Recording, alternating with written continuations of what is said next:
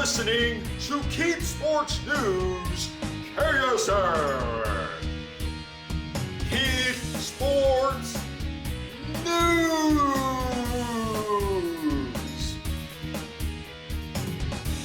Also known as KSN.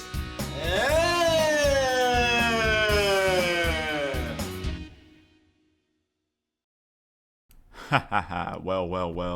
Welcome to Keat Sports News, KSN episode 129, and that's right, I am back after a week since the last episode, and this is going to be another giant episode, but I'm going to try not to, well, it is going to be a giant one no matter what, but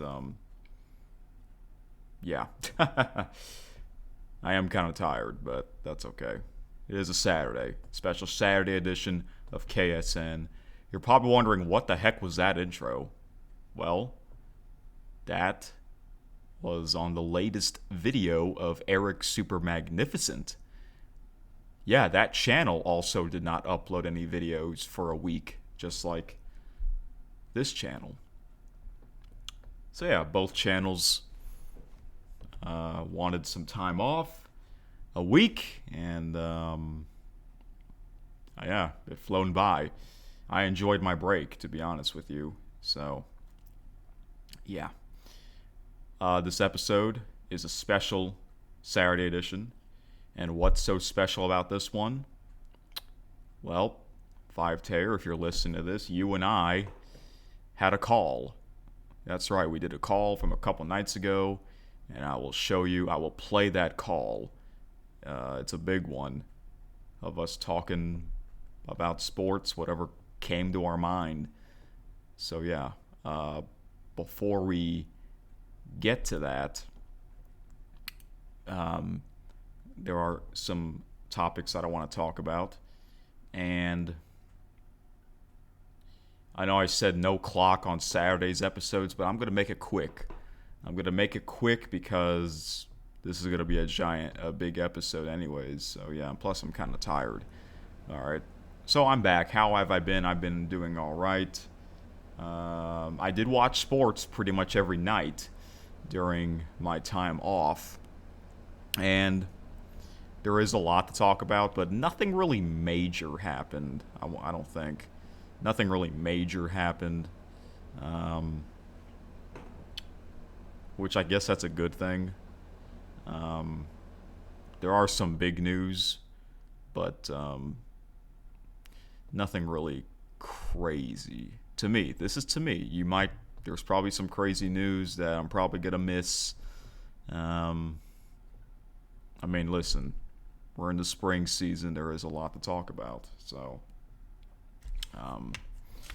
yeah.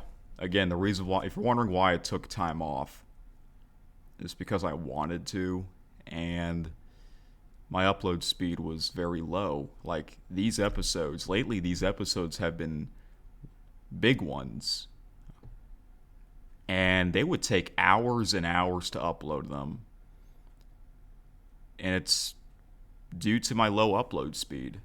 So I was like, you know what, I was thinking about this for quite some time. What if I don't upload anything for a week? Will my upload speed go higher? You know? So that's what I did, and I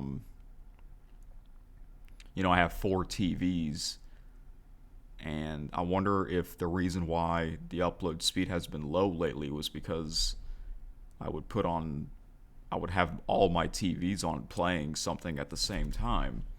I don't know, but oh well. It is the weekend now, so that means I am going to put 4 things on my TVs. Especially Saturday and Sunday. Those are obviously the 2 biggest sports days of the week. Other than that, what about myself? I'm doing okay. Would be nice to get more sleep, because there were episodes where I would just not get much sleep, unfortunately. So, hopefully no more of that. So yeah, but so now I'm back. 3 episodes a week going forward, unless if something else happens where I won't be available. But most likely 3 episodes a week. Monday, it's going to be, either some weeks will be Mondays, Wednesdays, and Fridays. Some weeks will be Tuesdays, Thursdays, and Saturdays. Okay. So 3 episodes a week because there's just a lot to talk about in sports. And I'll keep my word. I'm going to keep doing this until after the World Cup ends. It's on the final game of the World Cup is on July the 19th, so just over 2 months from now. And I'll make that decision if I want to keep doing this podcast, or that decision might come sooner. I might, you know what? I don't have to wait until after the World Cup to make that decision. I can make my decision early in advance. But like I said, I'm going to keep doing this until the World Cup, and we'll see what happens if this podcast will continue, or if I decided to end it.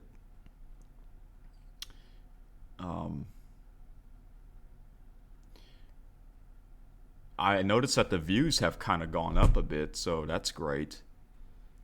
But it would be nice if I get more comments, because the only comments I really get is from you, 5Tayer, which is, and that just shows that someone actually does listen to the episodes from start to finish. We're actually thinking about doing a podcast together. We'll have to discuss that more. But I would like to do that with you, honestly. I think that's better than just me doing this on my own, So, yeah. All right. So, yeah, we did a call a couple nights ago. I will play that later in this this episode. Can't believe it's already been a week.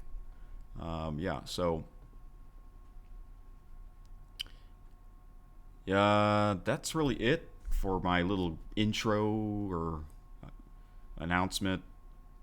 I am back. We'll see how many episodes I'll do of KSN before after the World Cup is over, because it's going to be 3 episodes every week, just about. So, yeah. Okay. So now we'll do, I'll just do give you my quick thoughts. I don't want to spend too much time, even though I know I said I have all the time on Saturdays, but I'm kind of tired.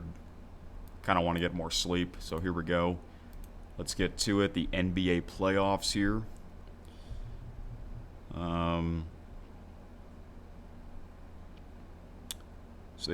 not gonna. Okay, so because the last episode was a week ago, I feel like there's just no need for me to go back a whole week ago and talk about what happened a week ago. I don't think that's necessary. So I'll just go back a few nights. So the NBA. Let's see here. And also, 5Tayer and I, we kind of talked about sports a bit on kind of what just happened at the time of our phone call or Instagram call, which was on Wednesday night. All right. So, the big news is LeBron James, him and the LA Lakers got swept by the Oklahoma City Thunder. The Thunder, defending NBA champions, as well as the winner or the favorites to win the NBA title back to back. The question is this the end of LeBron James? In my opinion, I don't think it is. I think he's going to come back because I think he can still be a pretty good player for his age. Hey, in the NHL, Alexander Ovechkin, we thought this would be the end for him, but probably not. I think Ovechkin might come back in the NHL for another season. So if he can come back for another season, then LeBron James can too, because those are like two of the greatest players of all time for hockey and basketball. So there you go.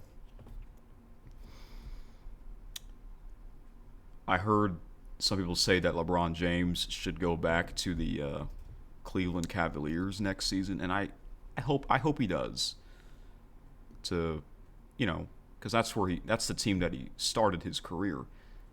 You start your career as a Cavalier, and you end your career as a Cavalier. Speaking of the Cavaliers,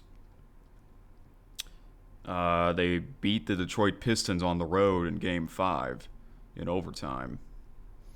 And fast forward to Game 6 the other night, the Pistons got revenge on the Cavaliers by a score of 115-94. Which means series is tied 3 games apiece. We'll have a Game 7 on Sunday night.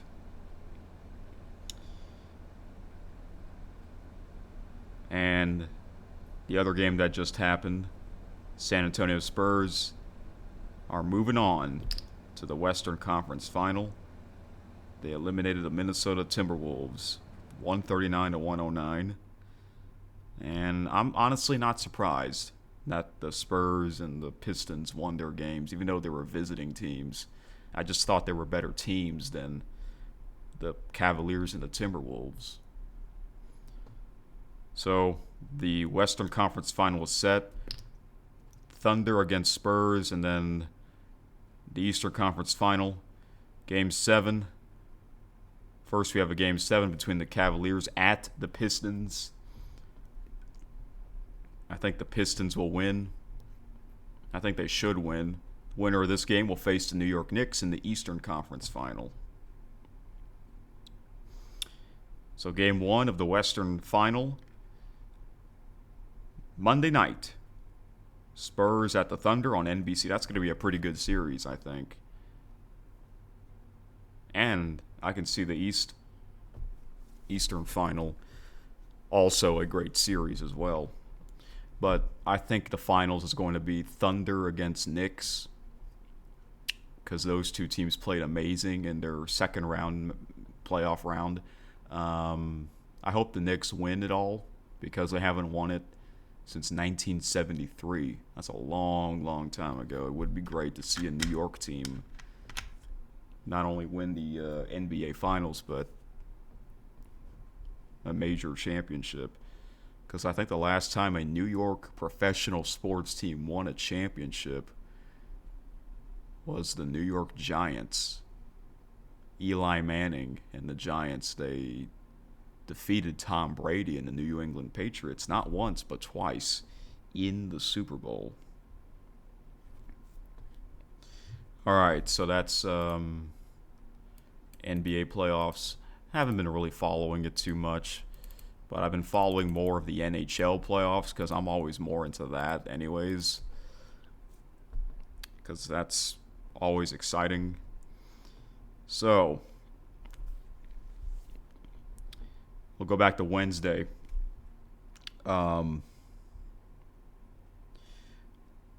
Minnesota Wild at the Colorado Avalanche, Game 5. How about the Avalanche not only winning this game in overtime, they were down 3-0, 3-0, and they scored the next 4 goals. They tied the game with under a minute to go, I believe. And they were able to score the game-winning goal in overtime. The Avalanche eliminate the Wild in 5 games. They'll be going to the Western Final.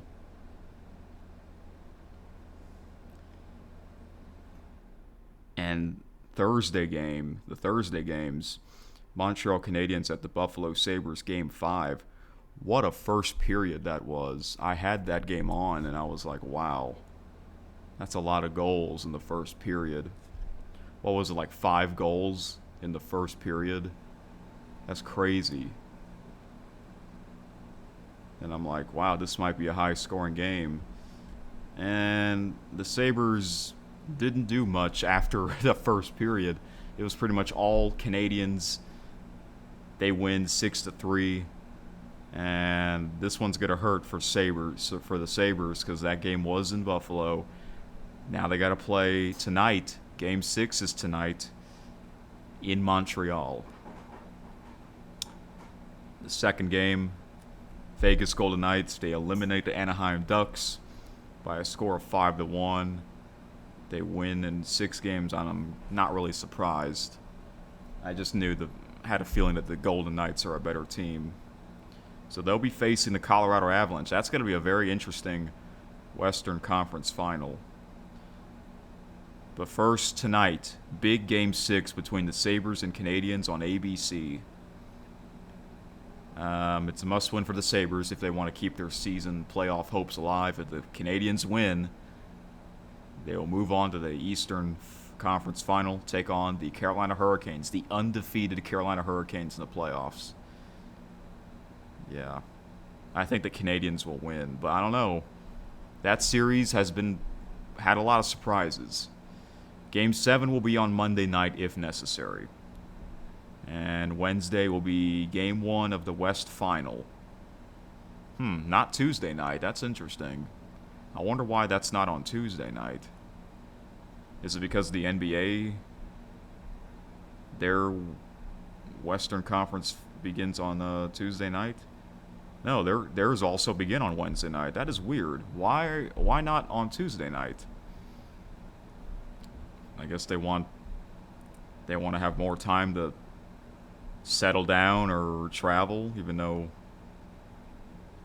I mean, listen, the Colorado Avalanche, they haven't played since last Saturday, May the 9th. When are they going to play? When does the Eastern Conference Final begin? Well, I assume it's going to be Thursday. Wow. They had a week. They're going to have a week and a half off. That is crazy. So, yep. It's been interesting on both sides. I think the NHL, the Stanley Cup Final, I think it's going to be the 2 best teams, Carolina Hurricanes at the Colorado Avalanche. They both are the 2 best teams. I would like to see the winner of the Sabres Canadiens go all the way. Especially the Sabres, because they haven't made the playoffs in 15 years. And plus, they've never won a Stanley Cup. Yeah. But if we get the 2 best teams in the final, I'm all in for that. And the NBA Finals, too. Because a lot of times I know a lot of times the 2 best teams aren't in it, but whenever they have the 2 best teams, it's usually a great championship series. It's usually not one-sided,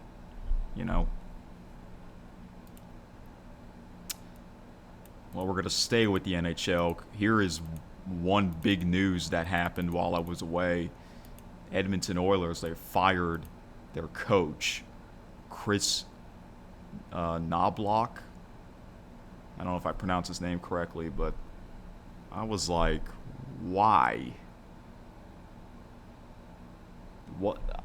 Wasn't this team in the last 2 Stanley Cup final? So I guess that doesn't mean anything now. I guess that doesn't mean anything anymore. And now, okay, first round playoff loss, and you fired your coach. What the heck?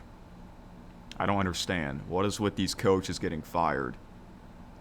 Last year, a ton of college football coaches got fired. And recently, some MLB managers got fired when the season was only a month old. What the heck? And now the Oilers head coach got fired, even though his team was in the last 2 Stanley Cup final. I guess that doesn't mean anything anymore. What the heck? I don't get it. I don't get it. Or maybe it has nothing to do with that. Maybe he got into an argument with the owner or the GM. Maybe something happened behind the scenes that we don't know about. Otherwise, why would you fire him? And I think this was only his 3rd or 4th season as the head coach. What the heck? That makes 0 sense. And how come, some coaches, they won't get fired for a while, even though they'll have multiple losing record seasons? How come they don't get fired? They stay. You know what I'm saying? I guess it's all about, it's all up to the owner. But wow. Has this ever happened before? A coach getting fired after being in the last 2 championship, in your league. What the heck? I don't get it. That's stupid. This is probably the most shocking coach getting fired. I mean, what the heck? Who's at this point? Who is next to get fired? I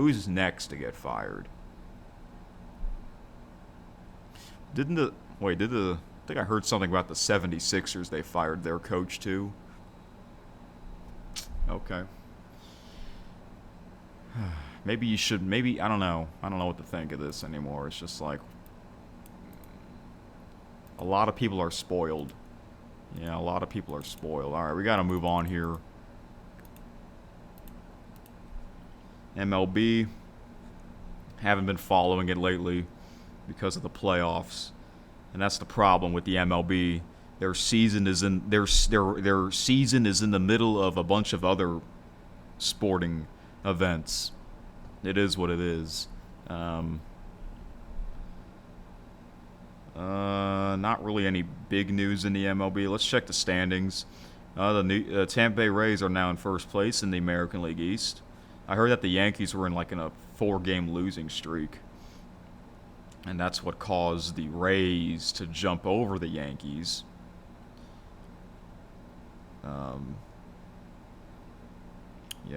The Toronto Blue Jays, the runner-up of the World Series, are 19-25. They better not fire their manager. I'm surprised the Red Sox are not that good. AL Central, it seems like almost any team can win that division. I did pick the Kansas City Royals to win that division. That was my surprising pick, but that did not go well. They're in last place. They're 19-26. American League East. It's kind of similar to the Central. I think almost any team can win that one. The Athletics are in first place somehow, 23-21. I did pick the Seattle Mariners. They were not off to a good start, but they've been winning quite a bit of games lately, so they're gonna catch up to the Athletics. The Texas Rangers are right there with them. Unfortunately for the Houston Astros and the Anaheim Angels, they're dealing with a lot of injuries. National League East. Looks like the Atlanta Braves do have the best record, 31-14. They've been winning quite a bit of games lately. And followed by the Phillies and the Nationals, both 22-23, 9 games behind the Braves. Yeah. I was surprised that the Phillies fired their manager. And watch the Phillies, they'll somehow sneak in. New York Mets, are they going to fire their manager too? They're 18-26. National League Central, I believe that is the best division because all the teams have a winning record. I mean, how exciting is that? Chicago Cubs, Five Tayers' favorite team. They've been winning quite a lot of games lately. I would like to see Paul Skeens in the postseason with the Pittsburgh Pirates, because Paul Skeens is one of the best pitchers right now. And remember, Paul Skeens played for LSU. LSU Tigers baseball team won the championship in 2023 and last year. And the National League West, LA Dodgers, 27-18, but the San Diego Padres are a half a game behind them. Yeah. Okay.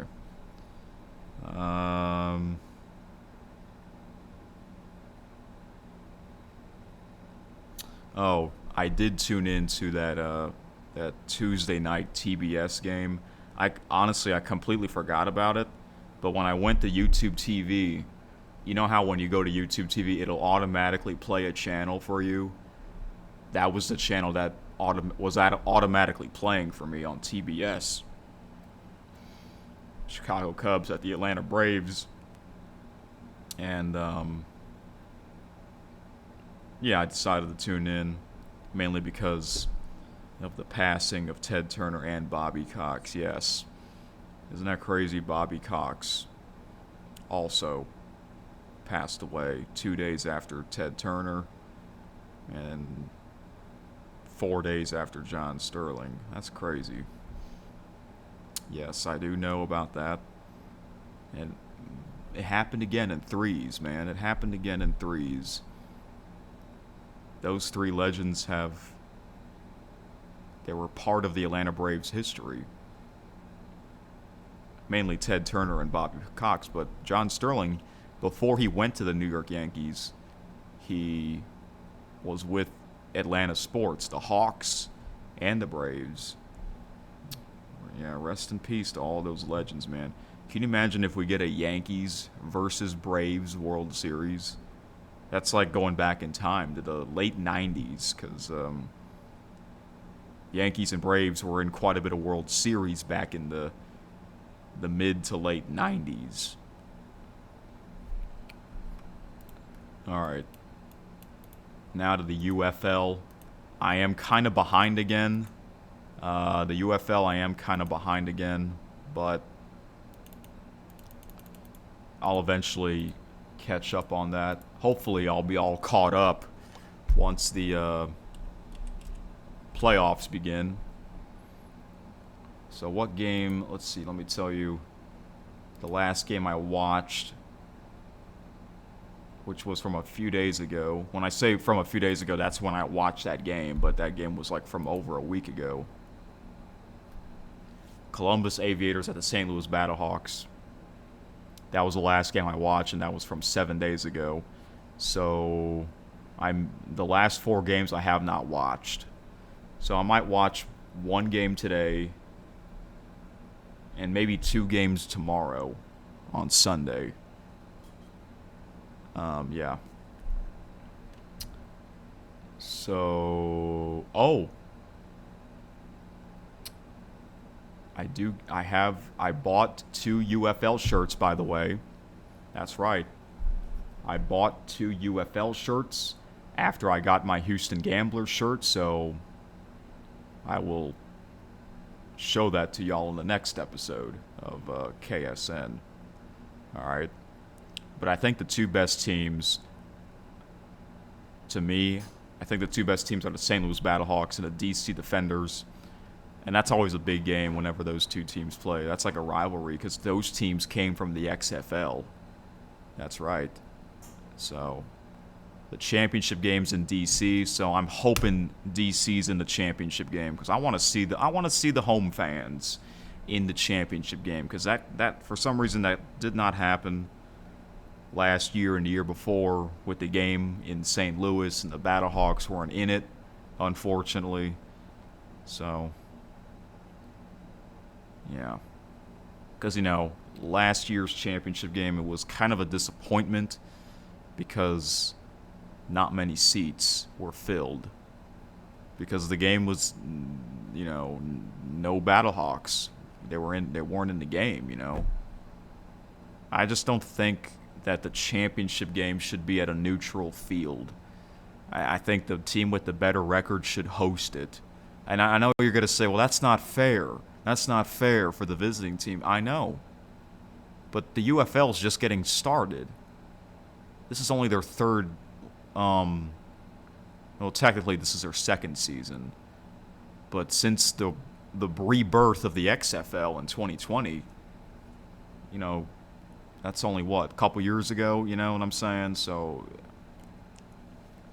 until the UFL gets really big, if it ever gets really big, then yeah, you can have it at a neutral field. Because, I'm a big fan. I'm a big fan of the UFL. I love the UFL.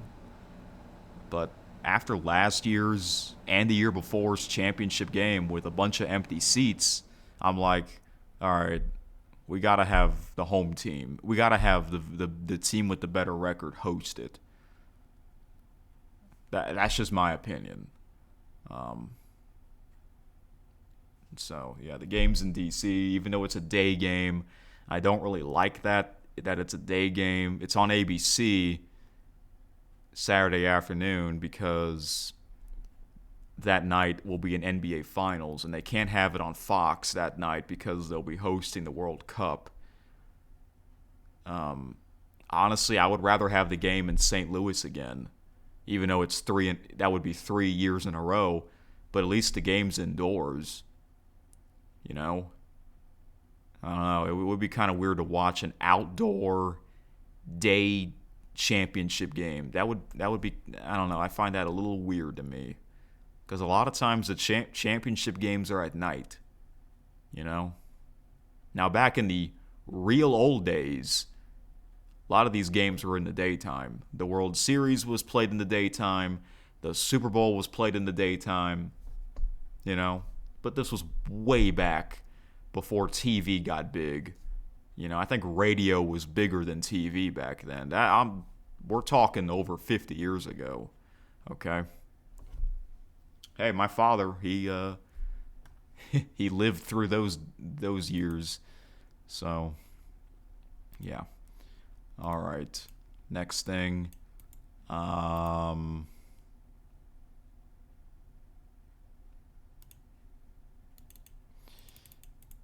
The NFL, they released their schedule last Thursday. I did not tune into that. I did record the show though, and I haven't checked it out yet. So, because the season's not going to start until another, less than 4 months. But some of it got leaked, mainly the international games. 5 Terry, you sent me that photo. This is like the most international games. Last year was like the most international games, and this year they're gonna have just as many, if not more. There's gonna be games in Australia. There's gonna be a game in Paris. They've never hosted an NFL game. I don't know why they're doing it. I don't know why they're having games there. I guess they want the NFL to get bigger and bigger than it has ever been before.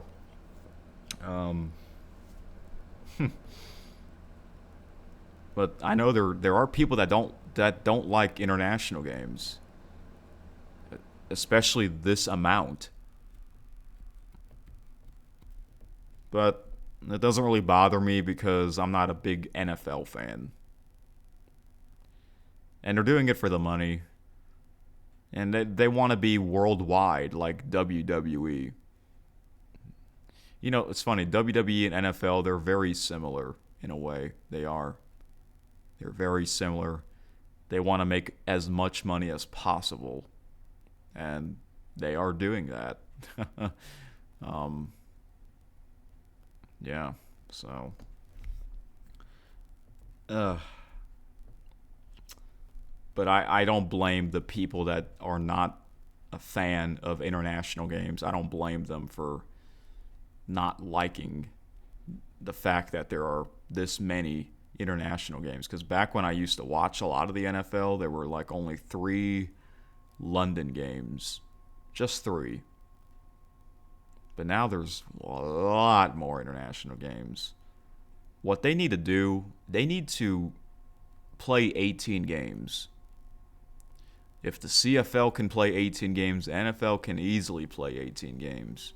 And I heard that they might do that. They might play an 18th game. I don't know when, but I hope they do. Plus, that's an even number. 17, that's not an even number of games, I mean, they can do it. It's just the extra week,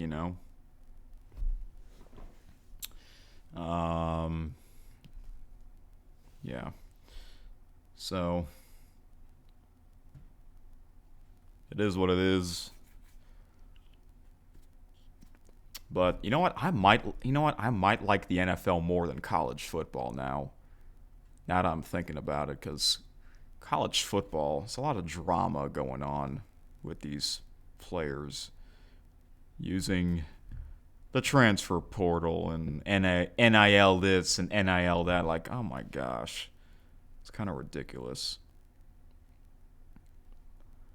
So I might actually watch more NFL games than college football games. Now that I'm saying that. I would like to see how Fernando Mendoza will play in the NFL. The Heisman Trophy winner, the number 1 overall draft pick. I hope he succeeds, because he seems like a very cool, likable guy.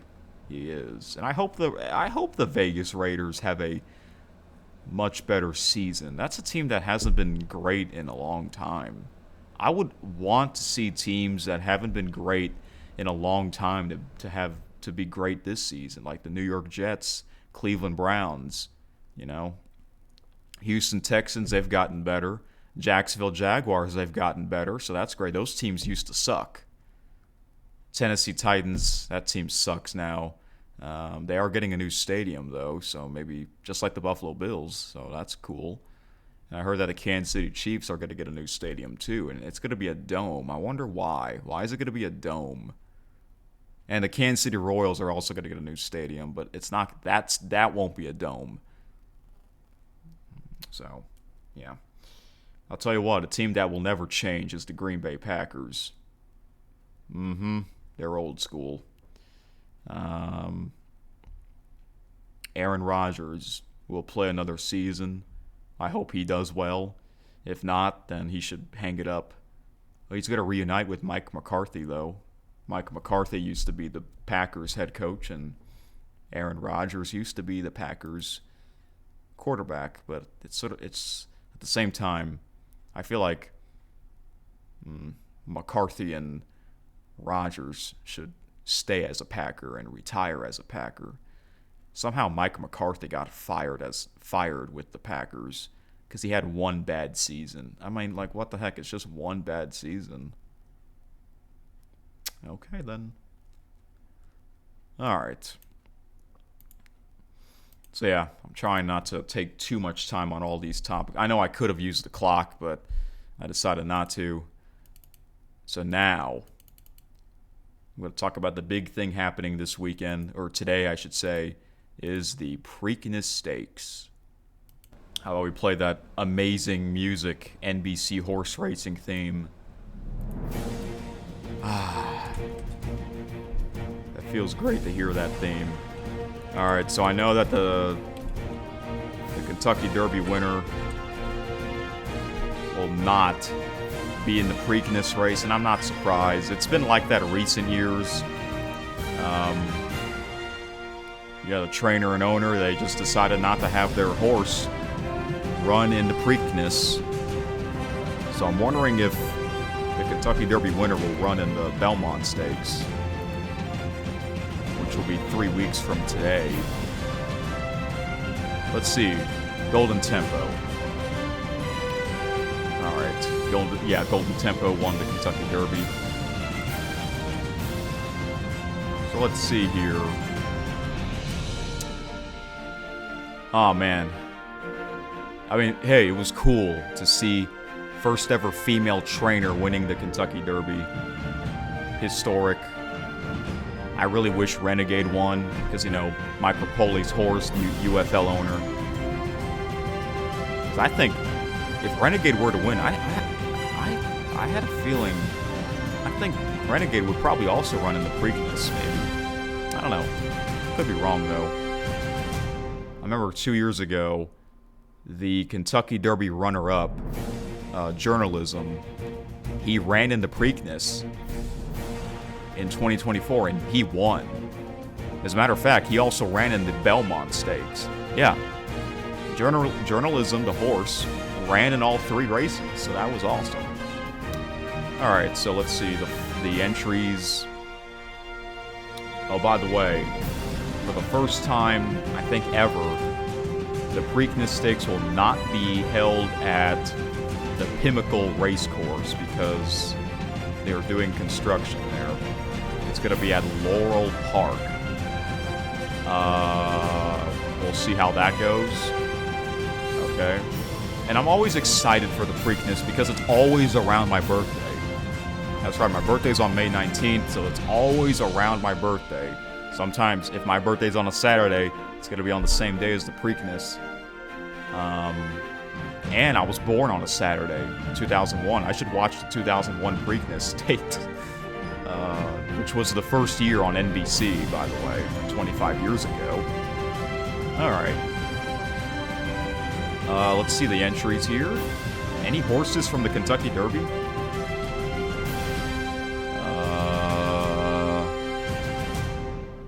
Incredibolt.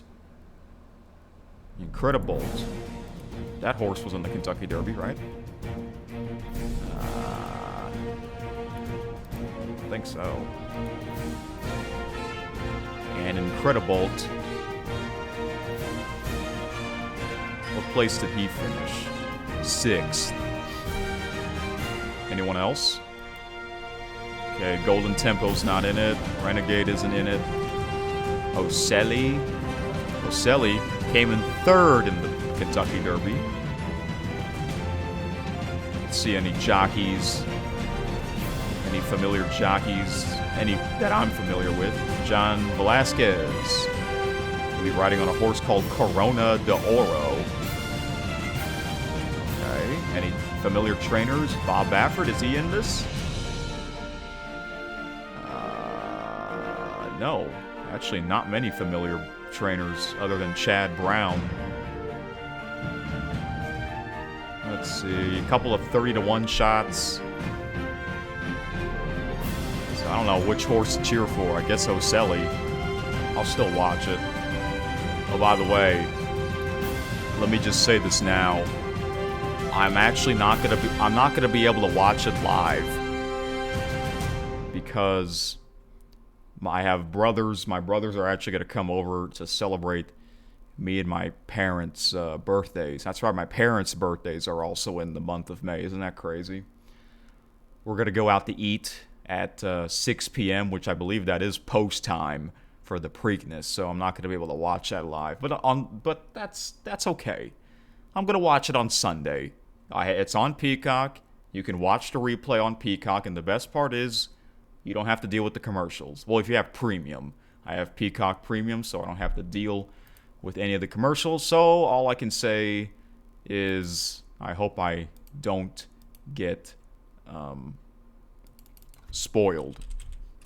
All right. So that means I guess I can still record my reaction to the race on Sunday. Yeah, that's okay. Last year, I did that with the Kentucky Oaks and the Derby. I watched the Oaks on Saturday and the Derby on Sunday. Okay. Plus, before I watch the Preakness, I am going to listen to this podcast called Down the Stretch on SiriusXM with Dave Johnson. Dave Johnson used to be the host. He used to be the host of he used to be the voice of the Triple Crown back when it was on ABC. Yeah, I watched quite a bit of old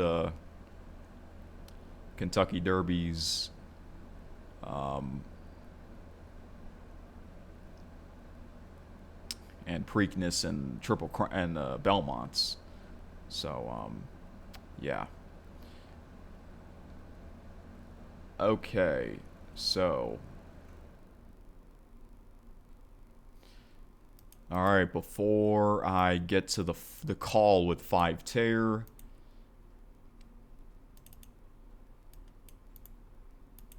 Tyrone Magnus. Yep, this has kind of become a regular thing. Tyrone Magnus, one of my favorite YouTubers. I did watch quite a bit of videos of him talking about WWE news. So, this one particular news, we're gonna watch 2 videos here. Alright, 2 videos. Alright, so the first video is called WWE is taking down reaction channels. What? Uh-oh. Why is that? That's stupid. Because Tyrone, he does live streams of him watching WWE, even though he can't, he can't show his TV for obvious reasons, but still. What the heck?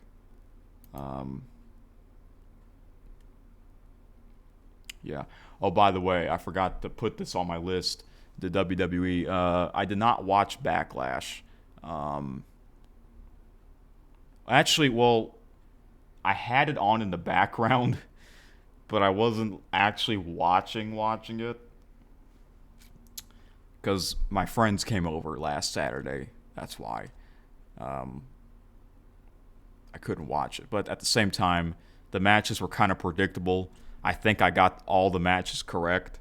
Let's see. I'm gonna do the results here. So, WWE Backlash. Because there was only, 4 matches? 5. I feel like the events should be longer because for, USA viewers, they have to pay that ESPN app. I don't know if they're getting their money's worth. I feel like they're not getting their money's worth. Let's see here. I did watch the pre-show, though, just to hear the people's thoughts. The pre-show is actually pretty good, and the post-show. Alright, so... Yeah, and I completely forgot that the first hour of Backlash was actually shown on ESPN2, which is kind of crazy. I wish I known, because I would have recorded it. Oh well. Braun Breaker versus Seth Rollins. Okay, so Braun Breaker defeated Seth Rollins. Here, let me change this here.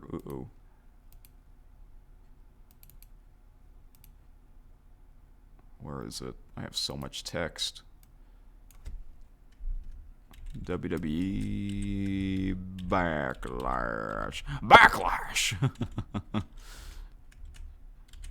Sadly, the WWE is getting Backlash.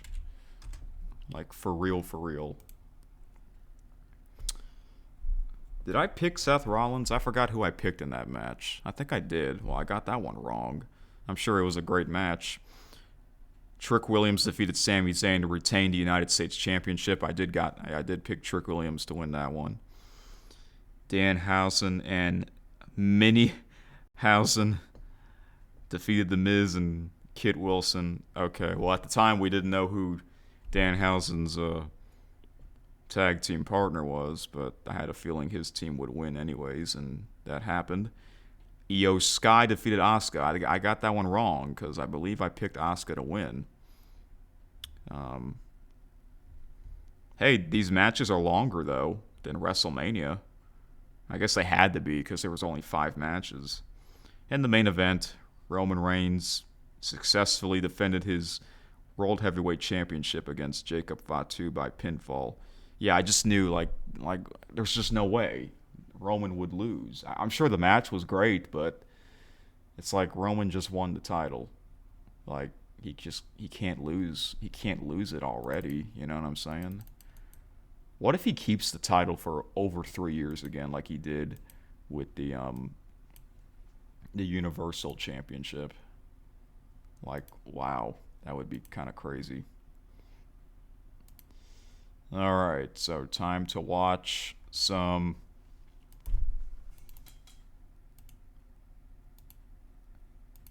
Tyrone Magnus.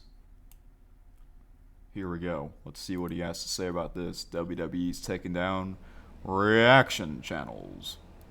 Well.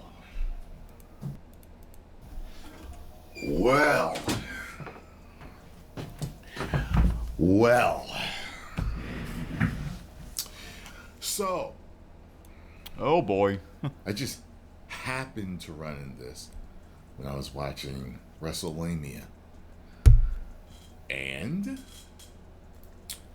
they started talking about how WWE's been claiming a whole lot of reactions from anyone doing reactions. Not claiming copyright striking. There is a difference. Claiming, they just take the money from it. Yep. If you get copyright strike, That's the video bad. goes down. And Gets then, deleted. depending on how many you get, your channel could be gone. Yep. Okay? 3 strikes, you're out. In the same 90-day period. I didn't tell you guys about this. But last week or the week before, I got a copyright claim from WWE. And I was like, what the hell for? And it was for Monday Night Raw. And if you've ever gotten a copyright claim, it'll show you where in your video the claim came from, or what part of the video that they claimed. They claimed every piece of sound that I played.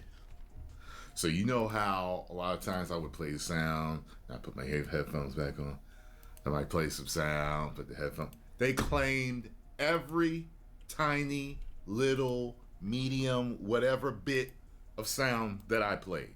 Wow. So you see this. There's an article on this.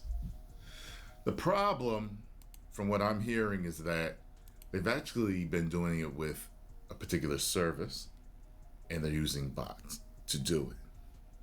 Bots make mistakes. You don't want copyright claims to turn into copyright strikes because a bot made a mistake.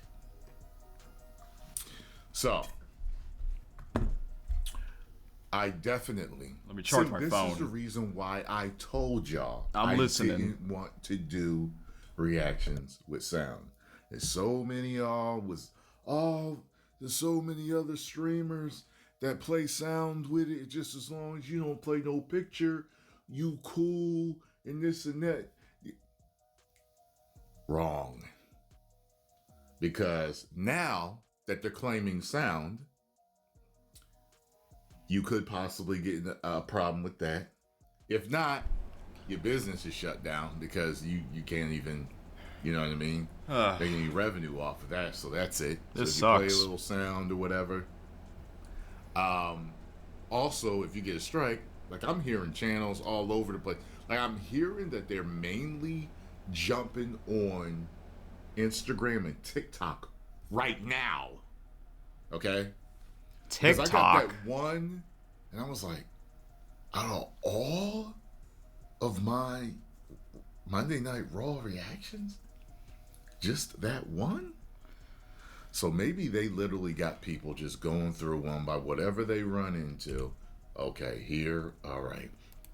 I just happened to be next in line. That particular video happened to be next in line.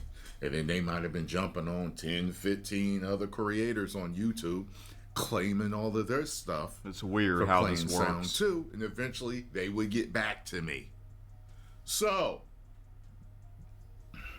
from now on, all of my reactions, the only thing I may play for you is the intro. Ugh, All right? that The intro, sucks. which is then.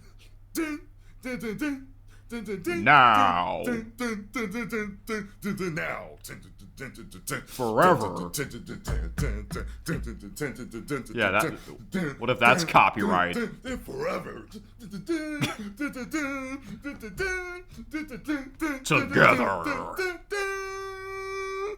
Together. That might be the only thing y'all get, just so y'all can sync up stuff with it. That's a shame. But they might claim that. Because it's still sound to their intro. What the See heck? what I'm saying? Why are they doing this? If you guys notice, my Mortal Kombat 2 review starts at a different place now. If you saw it originally when it first came up, it starts at a different place now. Because the Mortal Kombat people that own the Mortal Kombat song came through and claimed the video because I was doing the Mortal Kombat music with my mouth. See what I'm saying? Wow. See? That's how petty they are. So, here's what it says. WWE reportedly cracking down on wrestling reactors and streamers. In video packages regarding social media buzz and major moments, WWE has often featured clips of professional wrestling reactors. That's the truth. The Rock had me on one of his. On Monday Night Raw, Friday Night SmackDown, and PLEs, with many other of these streamers being huge advocates of WWE product, being known to bring in fresh fans and new viewers. However, a big crackdown on these streamers has reportedly taken place this week. Fightful's Jeremy Lambert wrote that WWE and its legal team have been targeting several online personality streaming WWE reactions, with the company taking down and sending copyright strikes to several content creators and taking down clips and reactions. Fightful Selected noted that WWE are working with a company called Stream Enforcement, which uses bots to target streamers. Although this is automated and the company's name being Stream Enforcement is pretty damning on WWE's potential intentions regarding this area of wrestling content. Confirmed, Brian Alvarez of F4W Online confirmed that WWE has totally clamped down this week, noting that several big names had been dinged and were needing to take down a lot of content from social media. Alvarez revealed that many in the WWE were shocked by this due to the scope of these content that these content creators have. That's the end right there. This is also the reason why, man, listen, a lot of YouTubers, a lot of people on different platforms, they get away with this stuff for a while. Sometimes it's years. And one company may absolutely be okay with something, and another company will not. And it's all this legal battles and all this stuff that you have to go through for this. And it's like, it's not worth it, y'all. It's not worth it to have your whole livelihood. Like how many of these people may have been up for years, now don't have channels anymore. Just gone. What are they going to do? You see what I'm saying? Start from scratch? Start over? So from now on, it's headphones on the entire show. Wow. That's it. I'm done playing this. Because this happened before. Someone said it happened in 2012. I was watching another dude's videos. He said that there was a crackdown in 2012. Well, I started my channel in 2012. So maybe another one happened again, because I remember one day I woke up and all of a sudden I just kept getting emails. And they just kept coming in. I was like, what in the hell is this? They were claiming every single reaction I had ever done to WWE. And at that time, it scared me. I didn't know what to do. So I deleted all of them. You know what I'm saying? So a lot of my best, funniest, most energetic reactions to WWE are now just gone forever. That's because sad. of copyright claims. And being a younger YouTuber, I didn't know what to do about it and if it could get me in trouble. And I just wasn't sure. And, so I deleted those. So it is what it is, y'all. You know what I'm saying? It sucks. I'm not putting my channel at stake for none of that. Now, I watched a couple other videos before I made mine, Some are saying that only people that showed footage were getting taken down, or clips were getting taken down. Well, I've already been witness to, I've already experienced getting mine claimed because of a copyright claim, okay? So I was going through my videos right now. I actually have some that have been copyright claimed and blocked worldwide, okay? So sometimes they can choose to claim it and make sure nobody's making no money on it. They don't even want to make money on it. They don't even want their sound played. I was going through, I was like, oh, this one's, I had some that were like partially blocked, which is kind of interesting. Only blocked in, it was copyright claimed, but blocked in other countries, but they were still taking the money from it. I was just like, yo, man, I'm not doing this no more. I'm not playing this game no more. I am tired. I've been doing YouTube way too long to be jumping through all these legal loopholes with the copyright claims. And no, I'm done. So I'm still reacting, but it ain't gonna be an iota of sound, okay? Oh my God. Post your comments down below. Let me know what you all think. If you enjoyed this video and found it informative, make sure you hit the like button, subscribe, and share.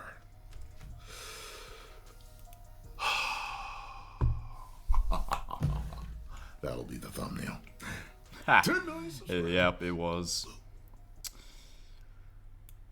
Well. That's a shame, man.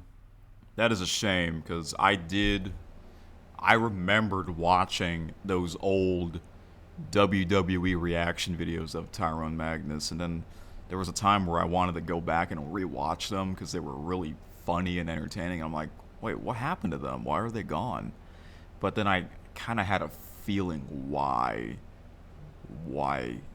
they're gone. Yeah, and back then he wasn't showing his TV screen. He was just playing the sound. But now it seems like WWE is more strict than ever. I heard he said one time that the UFC is also like that. You don't want to play sound of their pay-per-views. Wow. I guess, well, WWE and UFC, they're part of that TKO group. It must be TKO's decision doing this crap. Damn, because, you know, I watched WrestleMania with Tyrone, and yeah, he was playing the sound most of his live streams, but now it's not going to be like that anymore. And that sucks, because you want to, like, you know, like, match the volume. You want to match the audio with his audio, and that's what I did. It took quite a bit of tries, and I finally got the audio exactly matching with Tyrone's audio. You know, his TV and my TV. But now I won't be able to do that anymore if he's just going to wear his headphones throughout the whole show. Yeah.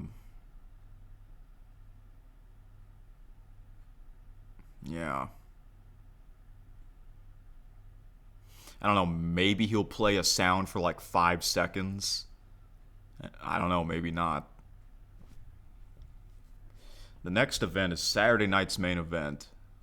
Next Saturday night, I believe. Memorial Day weekend. So I might watch that one. I mean, I might as well watch it. It is on Peacock. I'll really watch it if Tyrone watches it. Because, you know, without him, it wouldn't be as entertaining for me. Yeah. But you know what? I actually kept some of Tyrone's old reaction videos. I actually did.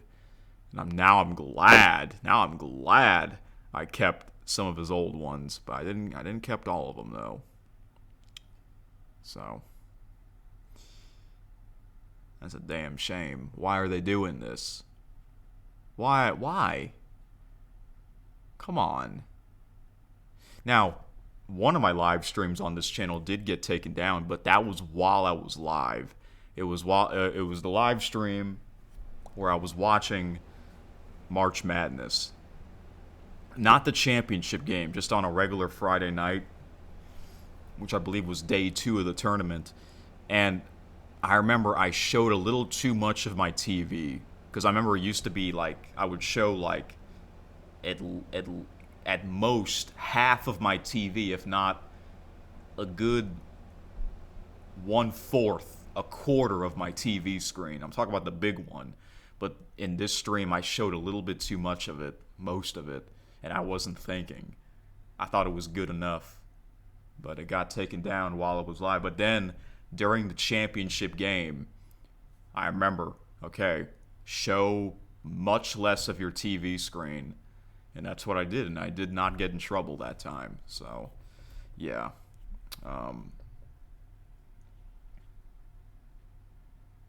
When's the next live stream I'll do for this channel? I really don't know. I don't know. Maybe I'll do this on a maybe on a regular Saturday. Maybe on a regular Saturday I'll just watch different sporting events at the same time. Since I have 4 TVs, that might be kind of cool to do. So yeah. Also, while I was listening to Tyrone talk, I was thinking if I should still play that call that I had with 5-Tayer. But you know what? I decided I'm not. Because if I were to play that call, we had a call for over 2 hours. This episode will be over 3 hours again. So I think it's better if I save the call on a separate episode. So I'll do it. I will release that on tomorrow, Sunday. Special Sunday edition of KSN. Me and 5-Tayer's sports talk conversation, even though I probably should have released that first, but I didn't thought of it at the time. Oh well. So yeah, tomorrow will be me talking to 5-Tayer from a few nights ago. All right. And then I'll be back on Tuesday. Okay? So let's do it like that. Might as well do it for episode 130. Why not? Huh? Because the last time we did a call was episode 100. So it'll be like, oh, here we are 30 episodes later. We got one more Tyrone video to watch, and this one's called "Is Nintendo Suing Cody Rhodes?" He uploaded this just the other day. What is this about? Oh, man! What the heck? Magnus, science! What do you want to talk about? That's what Cody says. Is Nintendo going to sue Cody Rhodes? The cease and desist is rather serious if you don't cease and desist. So, says here Cody Rhodes says Nintendo sent him a cease and desist due to a Legend of Zelda ring gear tribute. Legal threats were the goal. Nintendo's after Cody Rhodes. WWE superstar Cody Rhodes has been known to be a gamer for decades now, and in particular, he's quite a fan of Nintendo. Rhodes has talked at length about his appreciation for the Legend of Zelda series, and he's even had a point in his career where he had the Triforce on his ring boots. The Triforce only appeared on Rhodes' boots for a short time. Now it seems we know the reason why it vanished. Gotcha. So this is not current, this is the past. And I do remember that now. Cody hosts a podcast under WWE's umbrella called What Do You Want to Talk About? With Cody Rhodes, where he handles interviews with other WWE superstars, celebrities, and more. In a recent episode, he chats with a fellow WWE superstar, Kit Wilson, when the topic of Nintendo comes up, and Rhodes ends up revealing an interesting tidbit.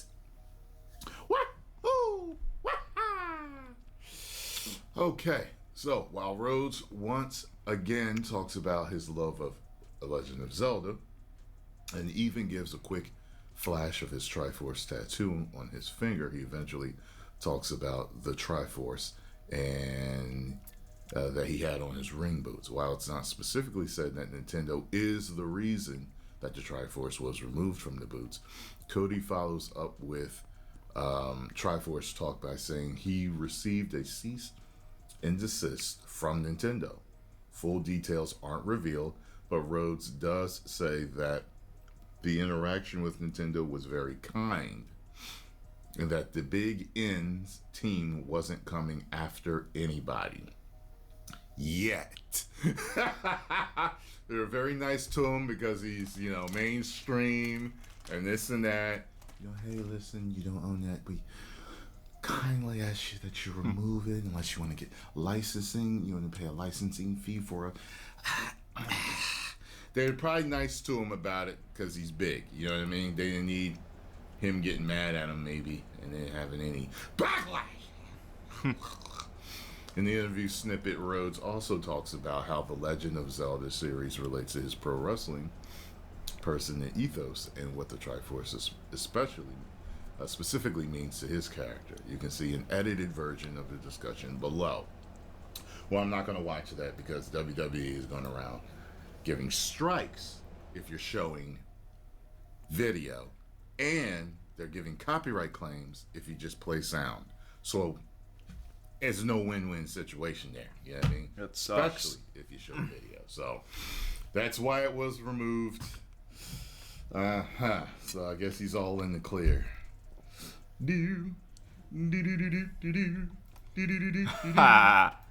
Legend of Zelda theme. 10 million.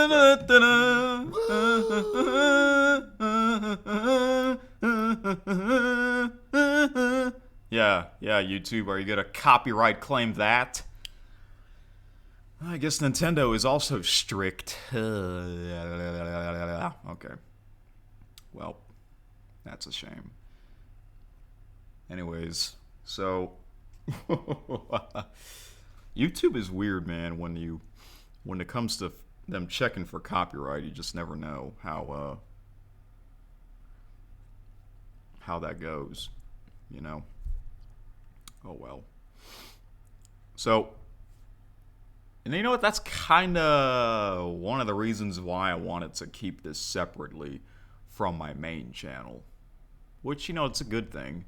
There are people that make multiple channels for different things, different categories. One channel's for gaming, one channel's for vlogging, one channel's for podcasts. You know what I'm saying? So, one channel's for reactions. It's crazy. There are people that'll do all four of those. So, anyways. So yeah, I'm going to play the phone call that I had with 5-Tier, or the Instagram call that I had with him tomorrow. Sunday, yay, Sunday fun day. How about that? All right, now we got to get to the birthdays, and we have a lot of birthdays to get to. That's right. Yeah, because I don't know how long these birthdays will take, but the more they take, the longer. All right, so let's get to the birthdays, shall we? Happy belated birthday. I put them in order. First up, we got Tony Pérez. So, excuse me. Tony Pérez is a legendary baseball player. 84 years old. I've heard of him before, but I don't know much about him. So let's read a little bit about Mr. Tony Pérez. Born in Cuba. Hall of Famer slugger and 7-time All-Star who was a member of the Cincinnati's Big Red Machine. Okay. He won World Series championships with the Reds, in 1975 and 76, so we're talking 50 years ago. Before fame, he was called up to play with the Reds in 1964 after a monster year in the minors, hitting .309 with 34 home runs. Trivia: after retirement, he managed the Reds in 1993 and the Florida Marlins in 2001. Family life: he married his wife, Pituka, in 1965 and had 2 children with her. Associated with, he was teammates with Pete Rose in Cincinnati and later with the Philadelphia Phillies. Yeah. Obviously, a lot of people have heard of Pete Rose because he's one of the best players of all time. I heard that the Big Red Machine, Cincinnati Reds team, was one of the best teams of all time. And ever since that era ended for the Reds, what's kind of sad is that the Reds haven't been a great team ever since. Yeah. But hey, the Reds are playing better this year, which is great. All right. So yeah, Big Red Machine had a lot of well-known players: Tony Pérez, Pete Rose. What's the guy's name? Joe Morgan. And I remember watching old home run derbies. Joe Morgan would be there with Chris Berman and Johnny Bench, the fantastic catcher. All right, next birthday is Matt Cardona. Matt Cardona, professional wrestler. Used to be in the WWE, known as Zack Ryder at the time. Born as Matthew Brett Cardona, he won a WWE Tag Team Championship with his partner in crime, Kurt Hawkins, under the name Zack Ryder. He began using his real name when he joined AEW in 2020. Before fame, he started out as a wrestler in New York named Brett Matthews, but changed his name to Zack Ryder in 2007. Trivia: he has also won a WWE United States Championship and released the iTunes Top 100 single Hoski in 2013. Family life: he became engaged to professional wrestler Chelsea Green. They tied the knot on December 31st, 2021. Associated with, he damaged his career when he engaged in a deep feud with Kane and John Cena in WrestleMania. Oh, I did not know about that. Matt Cardona, I do remember Zack Ryder, the character. Matt Cardona, because certain wrestlers, I don't really follow them, you know what I'm saying? He's one of them, but I looked him up. Who is Matt Cardona? And then I found out, oh, Matt Cardona's the same guy who played as Zack Ryder. And they had, because, I love listening to podcasts. One of my favorite wrestling podcasts is Not Sam Wrestling. And every Tuesday after Monday Night Raw, they would have Matt Cardona, and they would do a little, a Raw recap with Matt Cardona and Sam Roberts. So, that's how I got to know a little bit more about Matt Cardona. All right, next birthday. I'm going to try and move at a faster pace, even though this is a Saturday episode, but I kind of want to go faster, even though I did not use the clock. Rob Gronkowski. That's right, Rob Gronkowski, 37. Superstar tight end known as Gronk, who set the single-season records for touchdowns, 17, and yards, 1,327 by a tight end in 2011 as a member of the New England Patriots. He won Super Bowls, it says Roman numerals, I believe that's Super Bowl 49, 51, and 53 with the Patriots. He joined the Tampa Bay Buccaneers in 2020 and helped the team win the Super Bowl 55 with Tom Brady. He retired in 2022. Before fame, he played both basketball and football at Williamsonville North High School in New York, where he spent the first 3 years of high school before attending Woodland Hills High School in Pennsylvania. Trivia: he played 2 years of college football at the University of Arizona. catching 16 touchdown passes in 22 games. He missed his junior season, which caused his NFL draft stock to fall. He was a second-round selection of the Patriots in 2010. Family life, he was born to Gordon Gronkowski and Diane Walters. He has 4 brothers, Chris, Glenn, Dan, and Gordy Jr. He began dating model Camille Kostek in 2015. Associated with, he became a favorite target of legendary quarterback Tom Brady on the Patriots. Yup, I do remember Gronk playing for the Patriots back when the Patriots were a fantastic team. The Brady-Belichick era. And yeah, I got sick of that team over the years. And they were in this Super Bowl where they lost. The Patriots lost the Super Bowl against the Philadelphia Eagles. And they went for the Hail Mary touchdown, the last play of the game. And Gronkowski almost had a chance to catch that. And I was like, oh my. Like, I thought the Patriots were going to come back. And, well, had he caught that, the score would have been 41-39, meaning the Patriots would have to go for the 2-point tying conversion. I thought that was going to happen because that was the Super Bowl after that historic comeback. Yeah. And I remember Gronkowski was the host of WrestleMania 36 in 2020 where he won the 24/7 title. Now he's on Fox as the studio. He basically replaced the great Jimmy Johnson.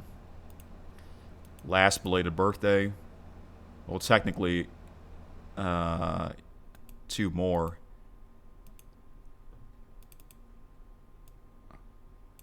All right, next we got is Jack Hughes. And, yep, the first thing that comes to your mind is, yep, the player that gave Team USA the gold medal in men's hockey. Jack Hughes just turned 25. He's only 5 days older than me. Can you believe that? 5 days older than me. He was born in Orlando.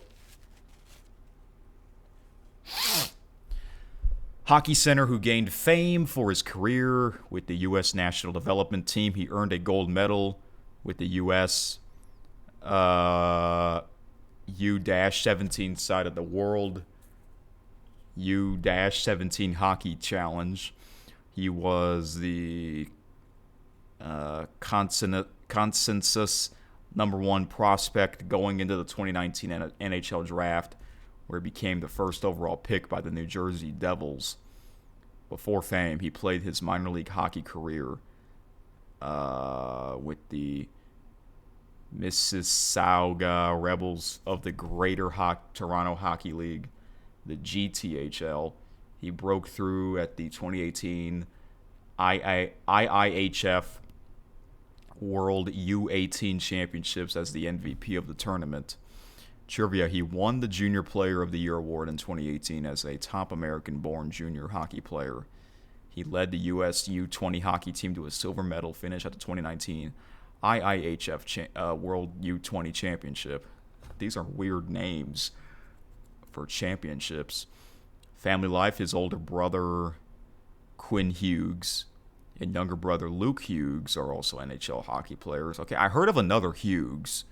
One of them plays for, is it the Minnesota Wild, I think? His parents' names are Jim and Ellen. He was previously in a relationship with Sienna Rain. In 2026, he started dating Tate McRae. Okay. Associated with, he competed at the 2019 IIHF World U20 Championships with his brother, Quinn Hughes.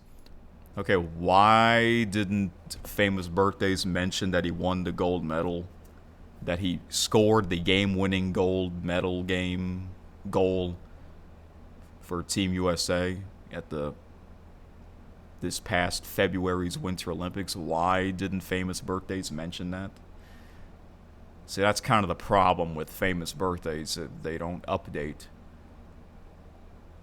Maybe I should do a different website. Should I do that? Maybe in the, I don't know, next week's episodes? Do you guys even care about the birthdays? I feel like I'm only talking to you, 5-Tear. I probably should have asked you that in our call, but that's okay.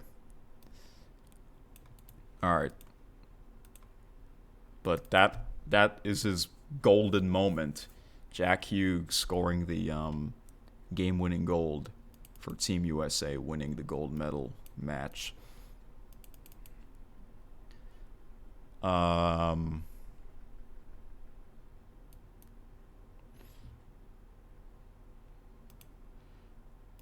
Two other legends, their birthdays were the other day. Big Van Vader and Roy Halladay. Basically, they're no longer alive. So, Big Van Vader was a professional wrestler known as a monster. And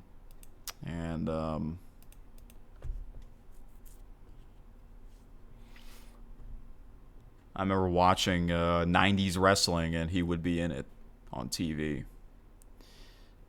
So I'm going to read what Famous Birthday says about him. Super heavyweight wrestler in the WCW and the World Wrestling Federation, who was billed as at 6'4", 450 pounds. That's a big dude, man. Very heavy. Before fame, he started out in the American Wrestling Association on the advice of a friend who remembered him from his college football days. Yeah, I believe he was a center for the University of Colorado, which is amazing. Trivia: after several years in Japan, he joined the World Championship Wrestling promotion, where he squared off in a bloody match against Cactus Jack. I think I remember watching some of that match. I think it was like a Halloween Havoc, the old pay-per-view at the time. Family life: he was born Leon Allen White. He had one son, Jesse White, who signed a developmental contract with the WWE.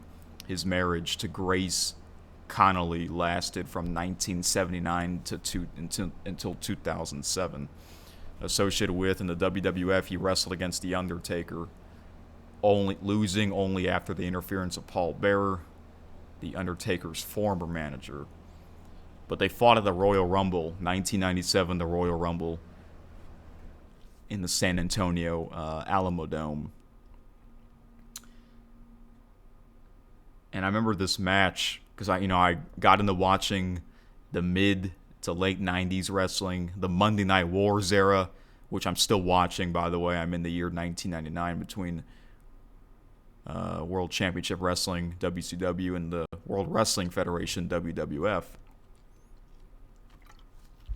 And Vader came into the WWF in 1996 in the Royal Rumble. And he was basically sending out a statement to everyone in the locker room. And he was billed as a monster. And he is a very athletic monster. A lot of monsters are slow, but not him. He was a fast monster. He had quite a bit of speed. And he can do a moonsault from the top turnbuckle, which is just crazy. Someone that size can do a moonsault. So, yeah.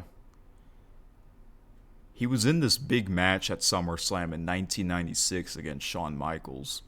And if you're interested in watching these matches, then don't listen to what I'm saying, because I'm kind of spoiling it. And I thought, I honestly thought, I remember watching that match, it looked like Vader was going to win. And I wish Vader won. Somehow Shawn Michaels won. He was able to get Vader's shoulders down and The referee counted to 1, 2, 3. But I think it would have made sense if Vader were to win that match. That was the main event of SummerSlam 1996 for the World Wrestling Federation Championship title belt. And the reason why I say Vader should have won that match was because, remember, this is during the Monday Night Wars era. WWF's competition is WCW, World Championship Wrestling. Well, at the time, their champion was Hollywood Hulk Hogan, who recently at the time turned heel.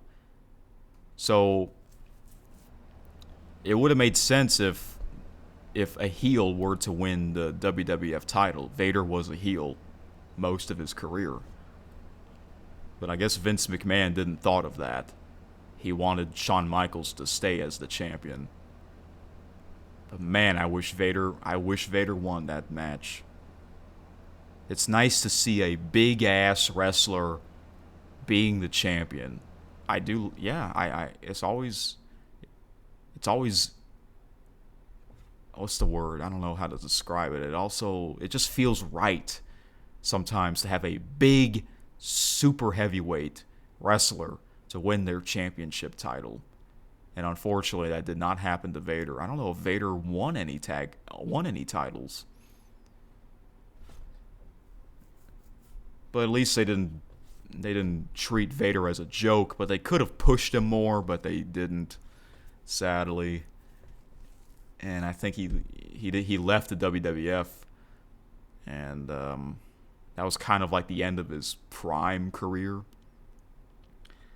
And you know what's sad? He did not get inducted into the Hall of Fame while he was alive. I'm just like, what the heck?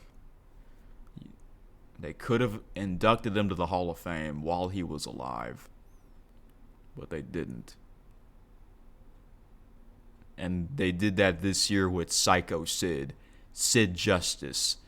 Sid Justice passed away almost 2 years ago, and now they finally inducted him to the Hall of Fame. I just don't understand. What are they waiting for? Do they have problems with these guys, and is that why they decided to wait until they die so they can induct them to the Hall of Fame? I mean, they did that to Macho Man Randy Savage. Yeah, Macho Man Randy Savage also got inducted to the Hall of Fame after he passed away. A referee named Tim White also got inducted after he passed away. I don't understand. Like, some wrestlers, they get inducted very quickly right after their wrestling career ended, like AJ Styles. That's why the Hall of Fame is kind of weird. Some wrestlers, they get inducted right away. Some wrestlers, they don't get inducted for like 10, 15, or even 20 years. Demolition, a tag team from the Golden Era, got inducted to the Hall of Fame. The Golden Era was from the 80s and early 90s, and they finally got inducted to the Hall of Fame. I mean, thankfully, those guys are still alive, Ugh, I just don't get it. The Hall of Fame is weird. I mean, it's nice, but it's also weird how it works, So yeah, Vader, I enjoyed Vader. Vader was just a magnificent, big, heavyweight, super heavyweight wrestler. Now to Roy Halladay. Roy Halladay was a fantastic baseball pitcher, born in Denver, Colorado. All-star pitcher known as Doc, who won the Cy Young Award twice in both the AL and NL, and pitched a no-hitter in the playoffs for the Philadelphia Phillies in 2010. He retired with 203 wins and a career of 3.38 ERA.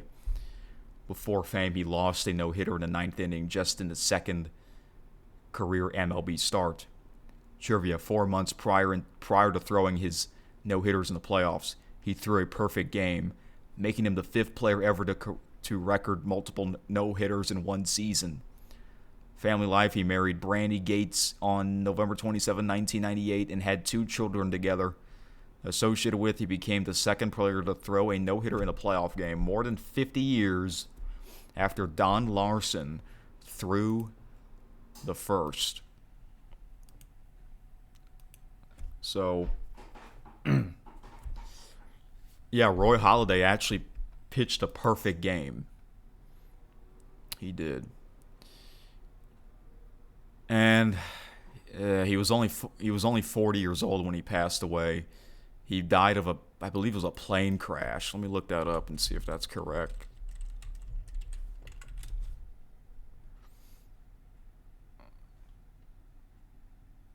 But damn, he was only 40.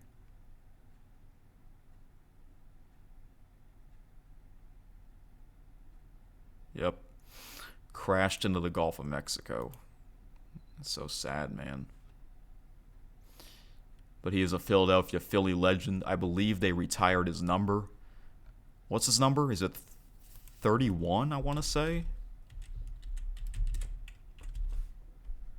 Let me look that up. It'll say on Wikipedia, I think.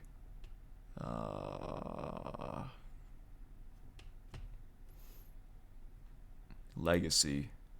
Oh, 34. I was close. His number was 34. By the way, let me read this on Wikipedia. On March 2nd, 2019, Phillies free agent acquisition Bryce Harper, who wore uniform number 34 from his debut with the Washington Nationals in 2012, announced that he would not wear the number 34 as a member of the Phillies, stating that Roy Halladay should be the last one to wear it for the Phillies. Harper chose to wear number 3 instead. And then the following year, on February 4, 2020, the Phillies announced that they would retire Halladay's number. It's really pronounced Halladay, but it sounds like I'm saying Holiday, Number 34 on May 29, 2020, the 10th anniversary of his perfect game. However, due to the COVID-19 pandemic, the number retirement was postponed. The Phillies instead retired Halladay's number during a pre-game ceremony on August 8, 2021. At the ceremony, his former teammates Carlos Ruiz, Paul Ibanez were in attendance, along with his former manager Charlie Manuel.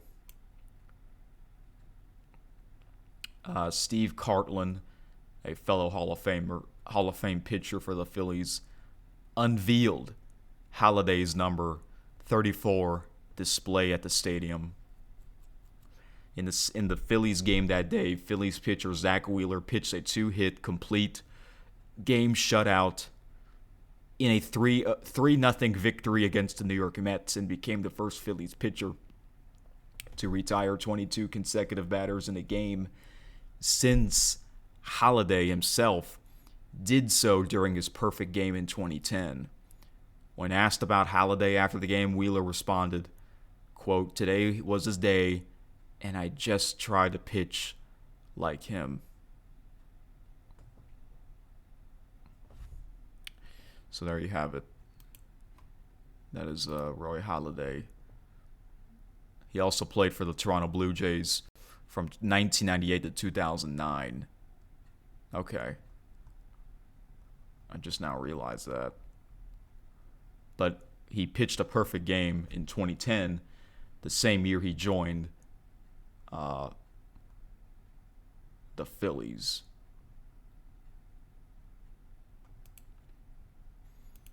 Sad, man, whenever an athlete dies on a plane crash, man. So, just want to take a moment to talk about Big Van Vader and Roy Halladay because their birthdays, they were born on May 14th.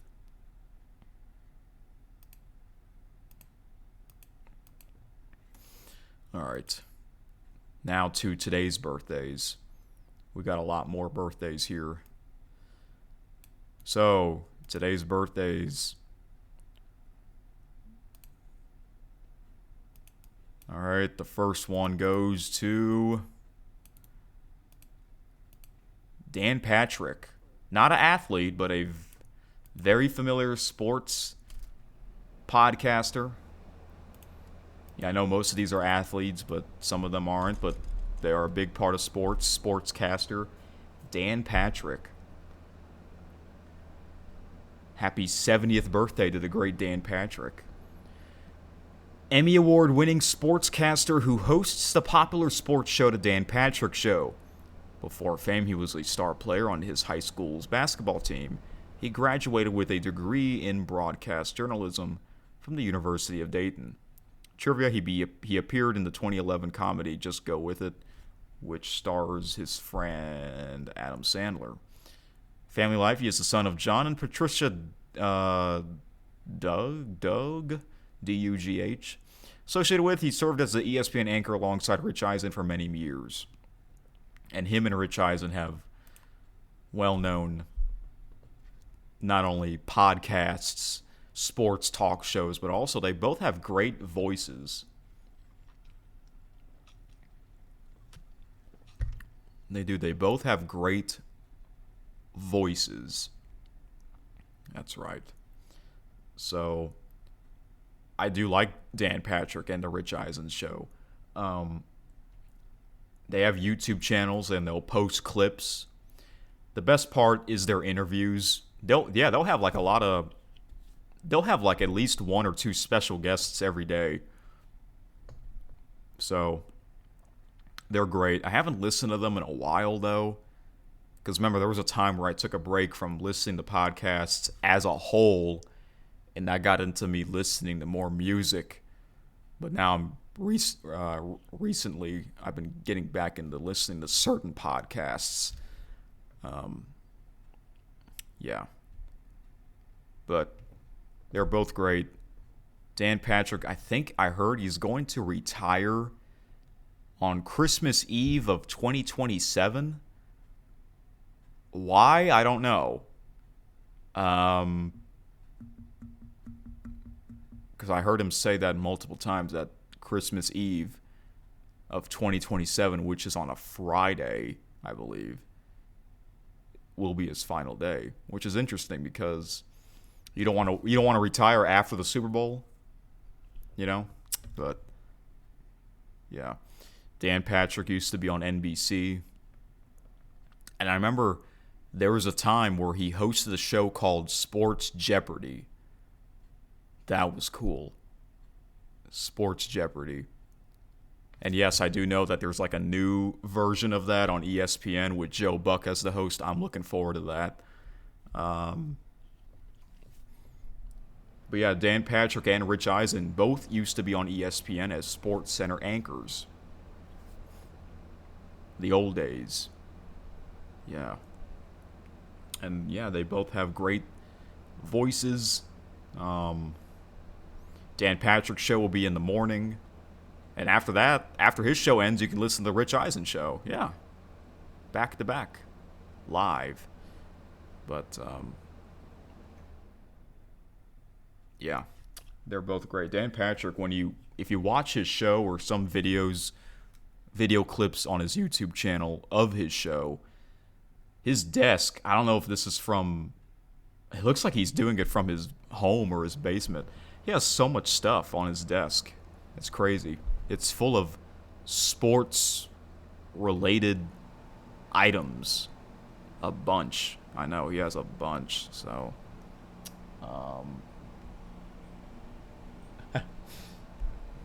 yeah, he's one of the best to ever do it.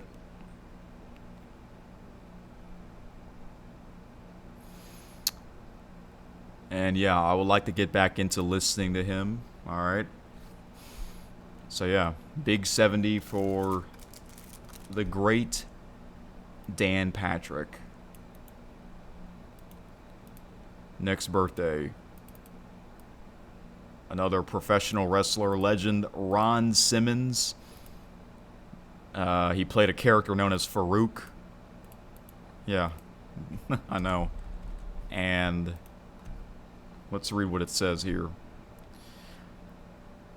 Longtime wrestler and football player known as the ring name Farouk, who became the first African-American world champion in wrestling history. I forgot about that, but that was in WCW. He was inducted into the WWE Hall of Fame in 2012. Before fame, he was drafted by the Cleveland Browns in 1981 after being a two-time All-American defensive tackle at Florida State University. Trivia: he won wrestling championships in WWE, WCW, as well as world titles in ECW and WWF. Family life: he married Michelle Golden on October 22nd, 1987. Associated with, he was the member of the Nation of Domination wrestling stable with Dwayne Johnson in the late 1990s. Yep, I remember the Nation of Domination. He was actually the leader. Farouk was actually the leader of the Nation of Domination until The Rock took over. And then Farouk joined John Bradshaw Layfield, also known as JBL, the APA, that wrestling tag team. But man, I remember when Farouk made his debut in 1996, and I'm like, oh, this guy's a heel. You just knew he was a heel. And he had that deep-ass voice. He was great as a heel. And his arms, he is a very muscular guy. Used to play football. You know, a lot of these wrestlers used to be football players. But Farouk, his well-known catchphrase is this: "Damn!" He would say, "Damn." It was so funny. Damn! And it would scare everyone in the same room with him. It even scared me. Just the way he says damn, you know? Oh, man, that's so funny. Okay. Next birthday. We have a lot more birthdays to go, so it's best if I keep this going. Oh. Where's today's birthdays? Here we go. Next birthday we got is Michael Brantley. Michael Brantley, baseball player. I don't know if he still is. He's 39. I remember he used to play with the Houston Astros. Left-handed outfielder who made his MLB debut in 2009 for the Cleveland Indians after being drafted by the Milwaukee Brewers in 2005. Before fame, he attended FT Pierce Central High School. Trivia: he didn't make a single error in left field in 268 chances in 2013. Family life: he married Melissa Brantley. His father is former MLB player and hitting coach Mickey Brantley. Associated with, he was part of the trade that sent big lefty CC Sabathia to the Brewers. And I remember big CC Sabathia.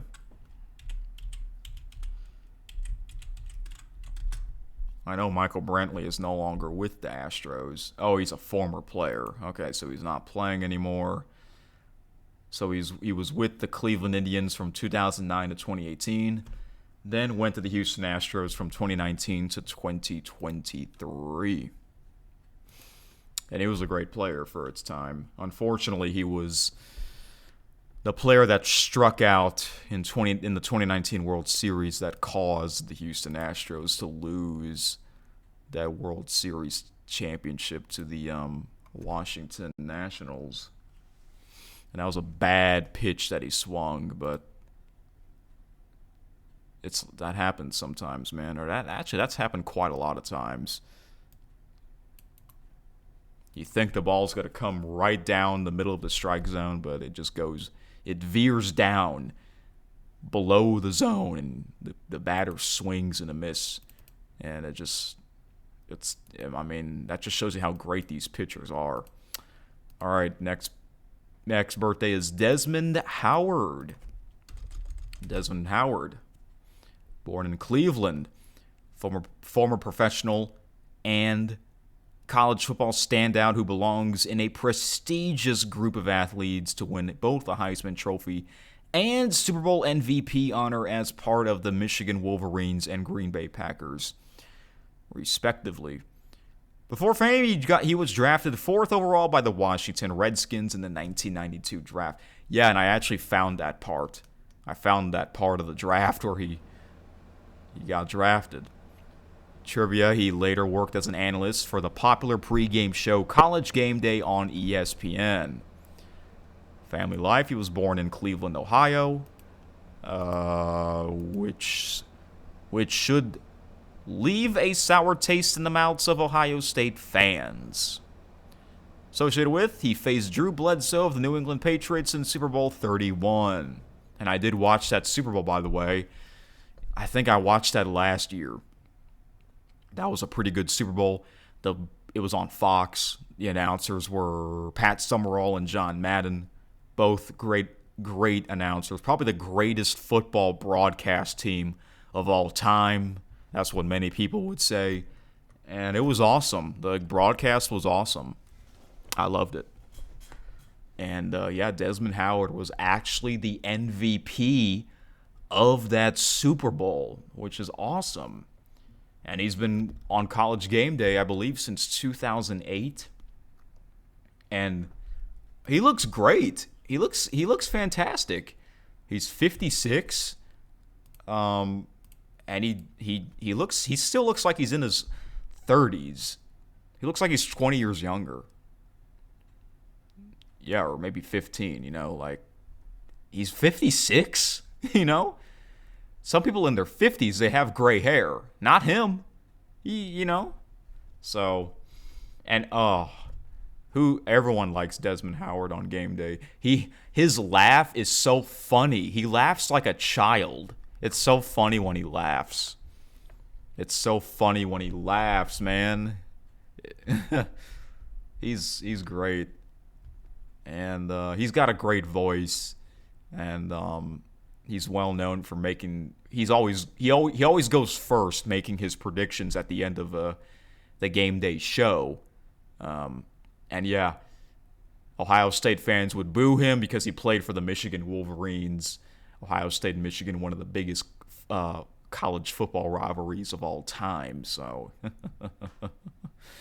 yeah, great player. Great player for, wow. He won the Heisman Trophy and the Super Bowl MVP. Not many players have done both.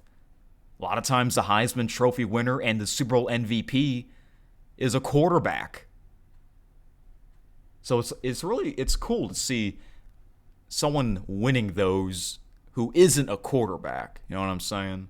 So Desmond Howard had a fantastic football career, and he's also having a fantastic ESPN career. So he is great. The great Desmond Howard. Next birthday we got is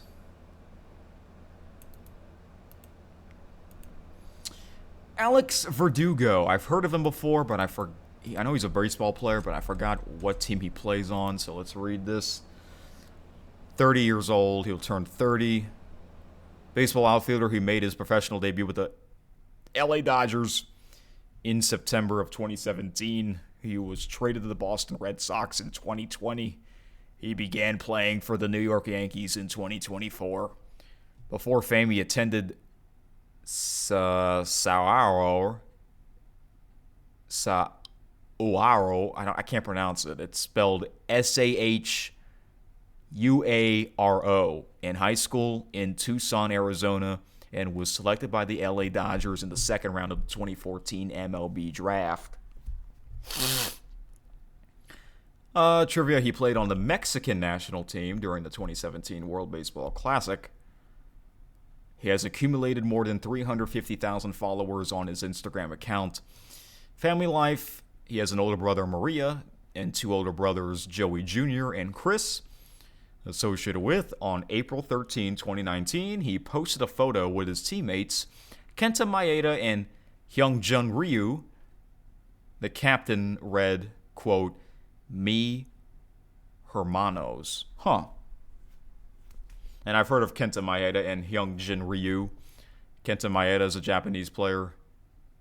Hyungjun Ryu is from Korean player. So, what team is Alex Verdugo on? Baseball outfielder. Oh, he's a free agent. So he's not playing. Not on a team. Alright, he was with the LA Dodgers from 2017 to 2019.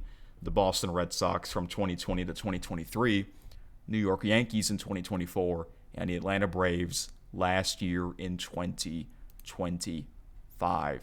And he did win the bronze medal in the 2023 World Baseball Classic for Team Mexico. Okay. So he's not on a team. Oh, wait. It says San Diego Padres on March 1st, 2026. Verdugo signed a minor league contract with the San Diego Padres. He did not make an appearance during his time with the organization and was released on May 13th. What? Concurrently, it was announced that Verdugo will require season-ending surgery to repeat a recent shoulder injury. Man, that's tough. That is tough. We're going to stay in baseball. Next birthday is a legendary pitcher for the Atlanta Braves, John Smoltz, current MLB on Fox analyst, 8-time MLB All-Star and longtime Atlanta Brave who excelled as both a starting and relief pitcher. He retired with a career ERA of 3.33 to go along with 3,084 strikeouts and 213 wins. In 2015, he was inducted into the Baseball Hall of Fame. 2015. Before fame, he was an all-state basketball player at Waverly High School. Trivia: Tiger Woods called him the best non-PGA golfer he ever played with. Wow, I remember John Smoltz does play golf. Family life: he had 4 children in a 17-year marriage with Dean Struble. Associated with, he teamed up with the close friend and comedian Jeff Foxworthy to put on an event benefiting the John Smoltz Foundation. So yeah, John Smoltz, I believe pretty much his whole career was with the Atlanta Braves, and I think they retired his number. And he's great. He's great as an announcer. Whenever they have him on, sometimes they'll have him on the Dan Patrick Show. I mentioned Dan Patrick and the Rich Eisen Show earlier. Sometimes he would be on those shows. And he's great to listen to. He is great. I think he's my only favorite on Fox. Because he was with Joe Buck, you know. He's the one that replaced... Before him, it was Harold Reynolds and Tom Verdugo. It was a 3-man booth. And then they both got replaced by John Smoltz. But Tom Verdugo is a field reporter. Harold Reynolds permanently stayed on the MLB network. Next birthday, another baseball legend, George Brett. He played for the Kansas City Royals. They even made a statue of him outside of Kauffman Stadium. It's fantastic. Hall of Fame inducted third baseman for the Kansas City Royals, with which he played 21 seasons. He was a 13-time All-Star, 3-time American League batting champion, and the 1980 American League MVP. Before fame, he grew up wanting to follow his brother's footsteps, a World Series pitcher at the age of 19. Trivia: he led the Royals to a World Series championship in 1985 and was named ALCS MVP during the team's playoff run. Family life: he is the youngest of 4 sons. He married Leslie Davenport in 1992, and together they had 3 children. Associated with, pitcher Brett Saberhagen took World Series MVP honors in 1985 as the Royals defeated the St. Louis Cardinals in 7 games. The Missouri series. So, George Brett, I think his highlight of his career is that crazy video where he got ejected by big-time umpire Tim McClelland. Basically, George Brett hit a home run and they called him out because I think he had corks in his bats. Yeah. I'll have to put that video in the description. It is crazy. Funny. Yeah, man. Baseball ejections were crazy back in those days. Because, there was no replay review. No replay review. None of this technology stuff that we have today didn't exist back then, Times have changed, I know. It was quite different. All right, next birthday. Wow, we're at 2 hours. And I'm trying to go quickly. But still, I can take my sweet time if I want to. If I did, this would be like 2.5 hours. Told you we have a lot of more birthdays. Andy Murray, the great Andy Murray. Professional tennis champion who won the gold medal in the 2012 and 2016 men's tennis Olympics. He also won the 2012 U.S. Open and 2013 and 16 Wimbledon championships. Before fame, his mother gave rides to Thomas Hamilton, who killed 17 people at Andy's school in 1996. What the heck? Never heard such a thing. He became the first British man in 77 years to win the... What? They call it the British Open. That's a golf tournament. You mean Wimbledon. They mean Wimbledon when he defeated Novak Djokovic in 2013. He began coaching Novak in 2024. Unfortunately, that did not last very long. Family life is he married Kim Sears in 2015. He became a father with the birth of his daughter, Sophia, in February of 2016.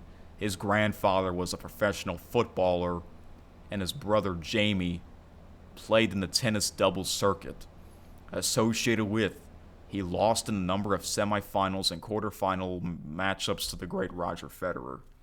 But succeeded Federer as the British Open or Wimbledon champion in 2013. So yeah. So if you follow tennis history like I did, remember, for many years it was the big three: Roger Federer, Rafael Nadal, and Novak Djokovic. Well, a lot of people say Andy Murray was the fourth player, and they would call it the Big Four with Murray, because Andy Murray played a bunch of matches against the big three, and famous birthdays mentioned that he lost a number of semis and quarterfinal matchups to the great Roger Federer, but was able to defeat Federer to win the gold medal in 2012. The crowd went crazy. And Federer is a likable player. But they had to cheer for the great Andy Murray. They had to cheer for Andy Murray on his home country, So I'd say he is the Big Four. People can argue, what about Stan Wawrinka? I know. Now, Stan, he's going to retire this year, by the way. Stan was in quite a bit of big-time matches against the big three as well. But Andy was in a bunch of semis. He was in a bunch of semifinals at the Grand Slams. He lost quite a bit of finals to Novak Djokovic and Roger Federer. He never faced Rafael Nadal in the final, but he faced him in quarterfinals and semis. And at one point, he was the number one ranked player in the world in 2017. I remember 2017 was kind of the year I got into watching tennis, and I remember he got injured. I remember he lost in the 2017.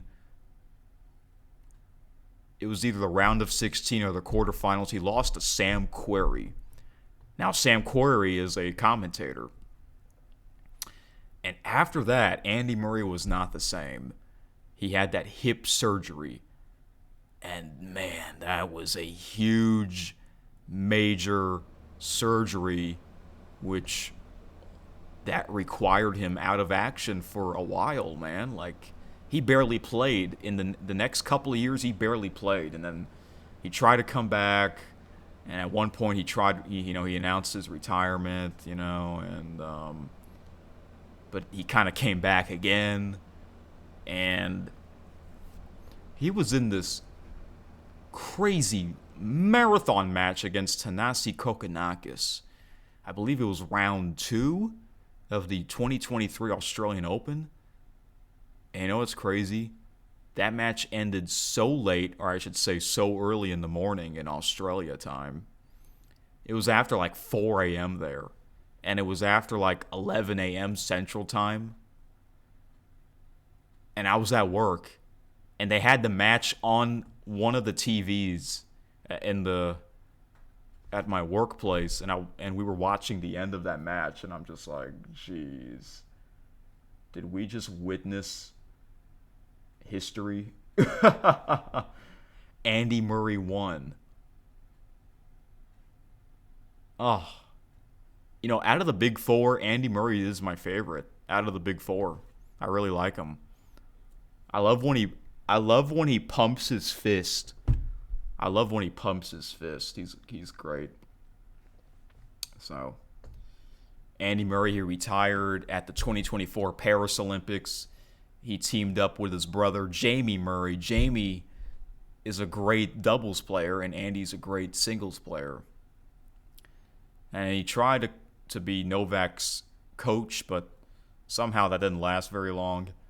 And, now Novak is the only big 3/big 4 player left. French Open's coming up. I will talk more about that later next week. But Andy Murray will go down in history. It was awesome to see him win the gold medal in London and winning the Wimbledon Championship. Next birthday we got is Emmitt Smith. Even if I'm trying to go faster, this is still going to be a giant episode. Emmitt Smith, born in Pensacola, Florida. Dallas Cowboys running back who retired with an NFL record 18,355 rushing yards. He was selected to 8 Pro Bowls. Led the NFL in rushing 4 times and won 3 Super Bowl championships. After retirement, he won the 3rd season of Dancing with the Stars. Wow. With Cheryl Burke.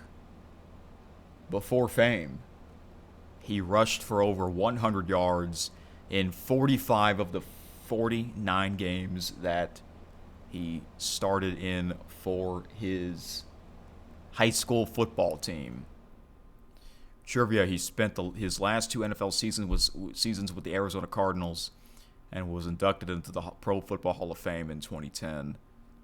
Family life, he married Patricia Southall in 2000.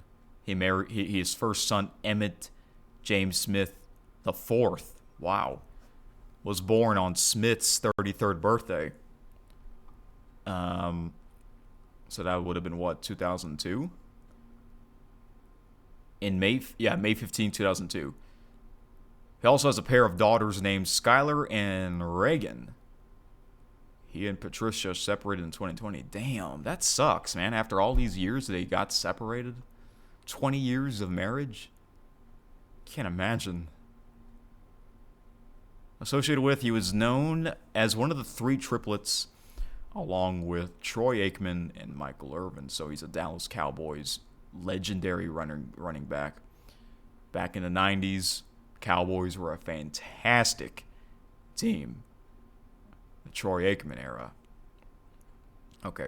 So he is a player that I've heard of before. I just don't know like what team he played for or what position he played for. So now I know. And speaking of football, next one, the last birthday for today, Ray Lewis, legendary player, defensive player. He played defense, right?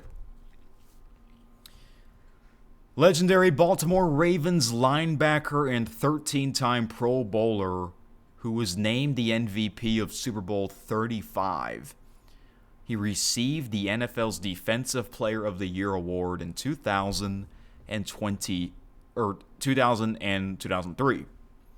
Before fame, at the University of Miami, he led the Big East Conference in tackles during his sophomore and junior year seasons. Trivia: throughout his 17-year career with the Baltimore Ravens, he had over 2,000 tackles while playing in 228 regular season games. Family life: he dated Tatiana Renee McCall, whom he met at the University of Miami for over 10 years. He has 3 daughters and 2 sons.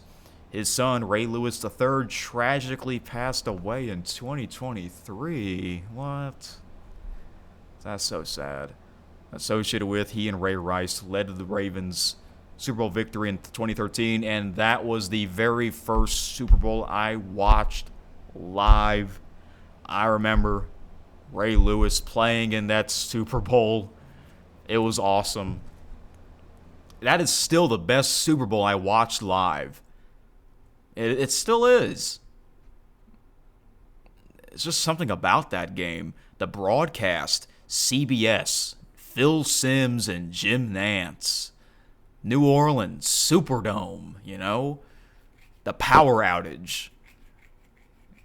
The Harbaugh brothers. Jim Harbaugh against his brother John Harbaugh, also known as the Harbaugh Bowl. Oh, yeah. That game had a lot of moments. So yeah. Ray Lewis, one of a kind. And there's a show called Peyton's Places with Peyton Manning on ESPN and the ESPN Plus. I remember I watched the episode that he had with Ray Lewis, and it was actually funny and entertaining. So yeah, now he's already 50 or 51. But he's still fantastic. He's a legend. He's great. So yeah, he is the most popular birthday for today, May 16th. All right, might as well do early birthdays Sunday. Only 2, so 2 more to go. Early birthdays. First up, we got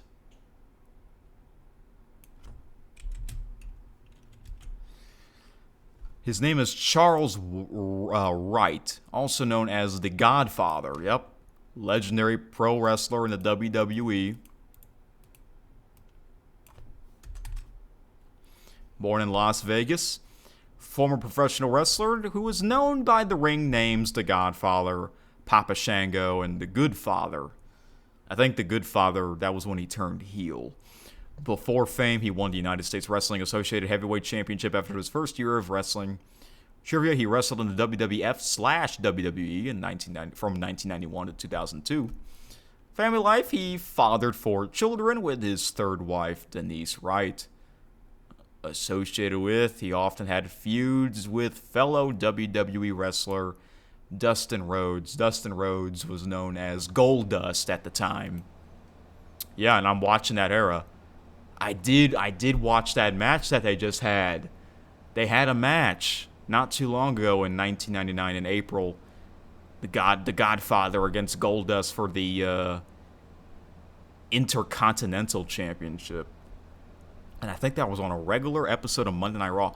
Back when Monday Night Raw felt like a free pay-per-view at the time. That's how great that era was. Seriously. And man, the Godfather had a funny entrance. His theme music is just, it makes you want to dance, you know. Just type it up. Search it up. WWE The Godfather theme song. And he would say, "Pimpin' ain't easy." He's a big guy too. He's entertaining. It's almost like he should never turned heel. Alright, one more birthday. And that is Grigor Dimitrov. like I'm a ring announcer, like on Eric Super Magnificent. Okay, so Grigor Dimitrov. Tennis player from Bulgaria. Bulgaria's most successful men's tennis player. He's the first Bulgarian to earn a top 10 ranking and the first to earn more than $1 million in his career. He first broke into the top 10 in 2014. Before fame, he won the European U14 Championship at the age of 14. Trivia, he was a junior Wimbledon and US Open champion in 2008.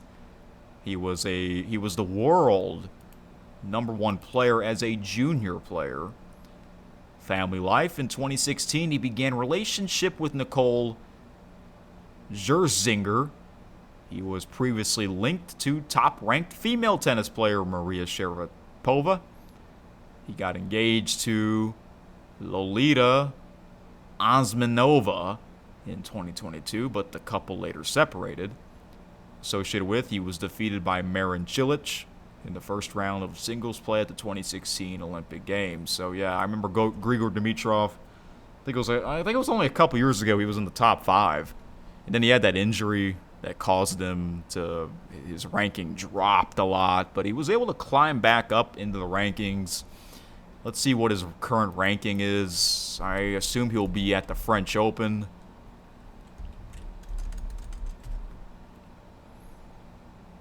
He's 36. He'll turn 35. Or excuse me. Yeah, he'll turn 35.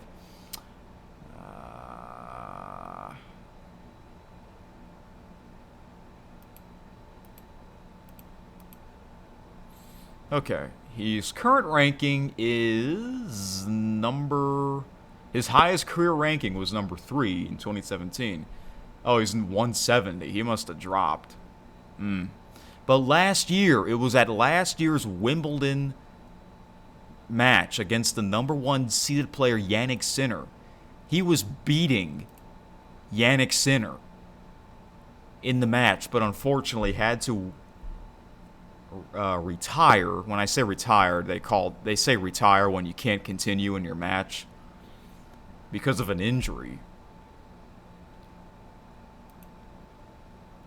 Let me read what happened here. So, okay, here it is.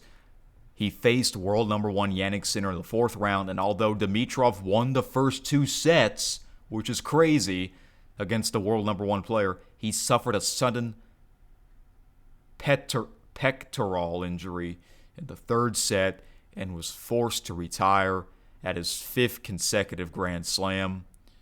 As a result, Dimitrov skipped Bastad and eventually the entire North American summer tournaments, including the US Open. So yeah, that was a shocker. He won the first 2 sets against the world #1 player Jannik Sinner. Like, wow. That's crazy. Okay, so that was 1, 2, 3, 4, 5, 6, 7, 8, 9, 10, 11, 12, 13, 14, 15, 16 birthdays, plus Big Van Vader and Roy Halladay. So that's 18. How long did that took?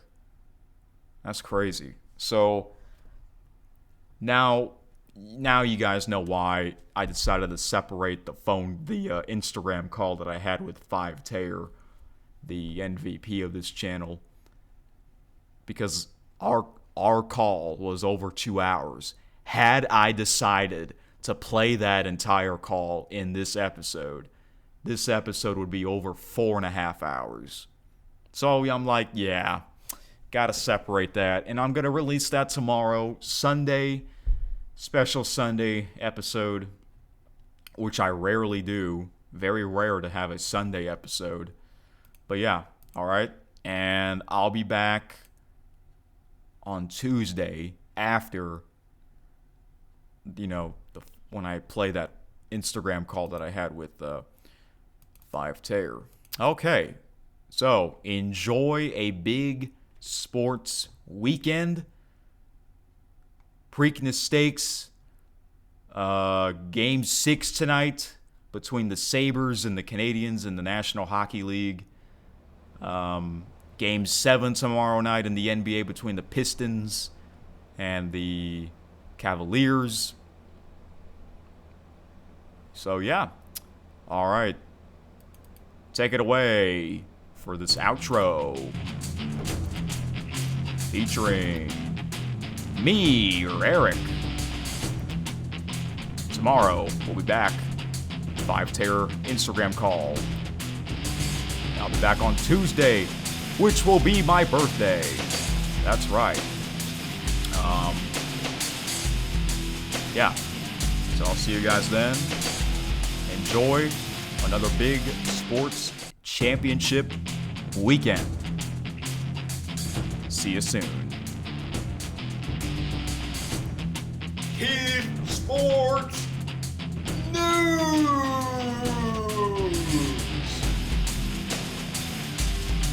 Also known as KSN!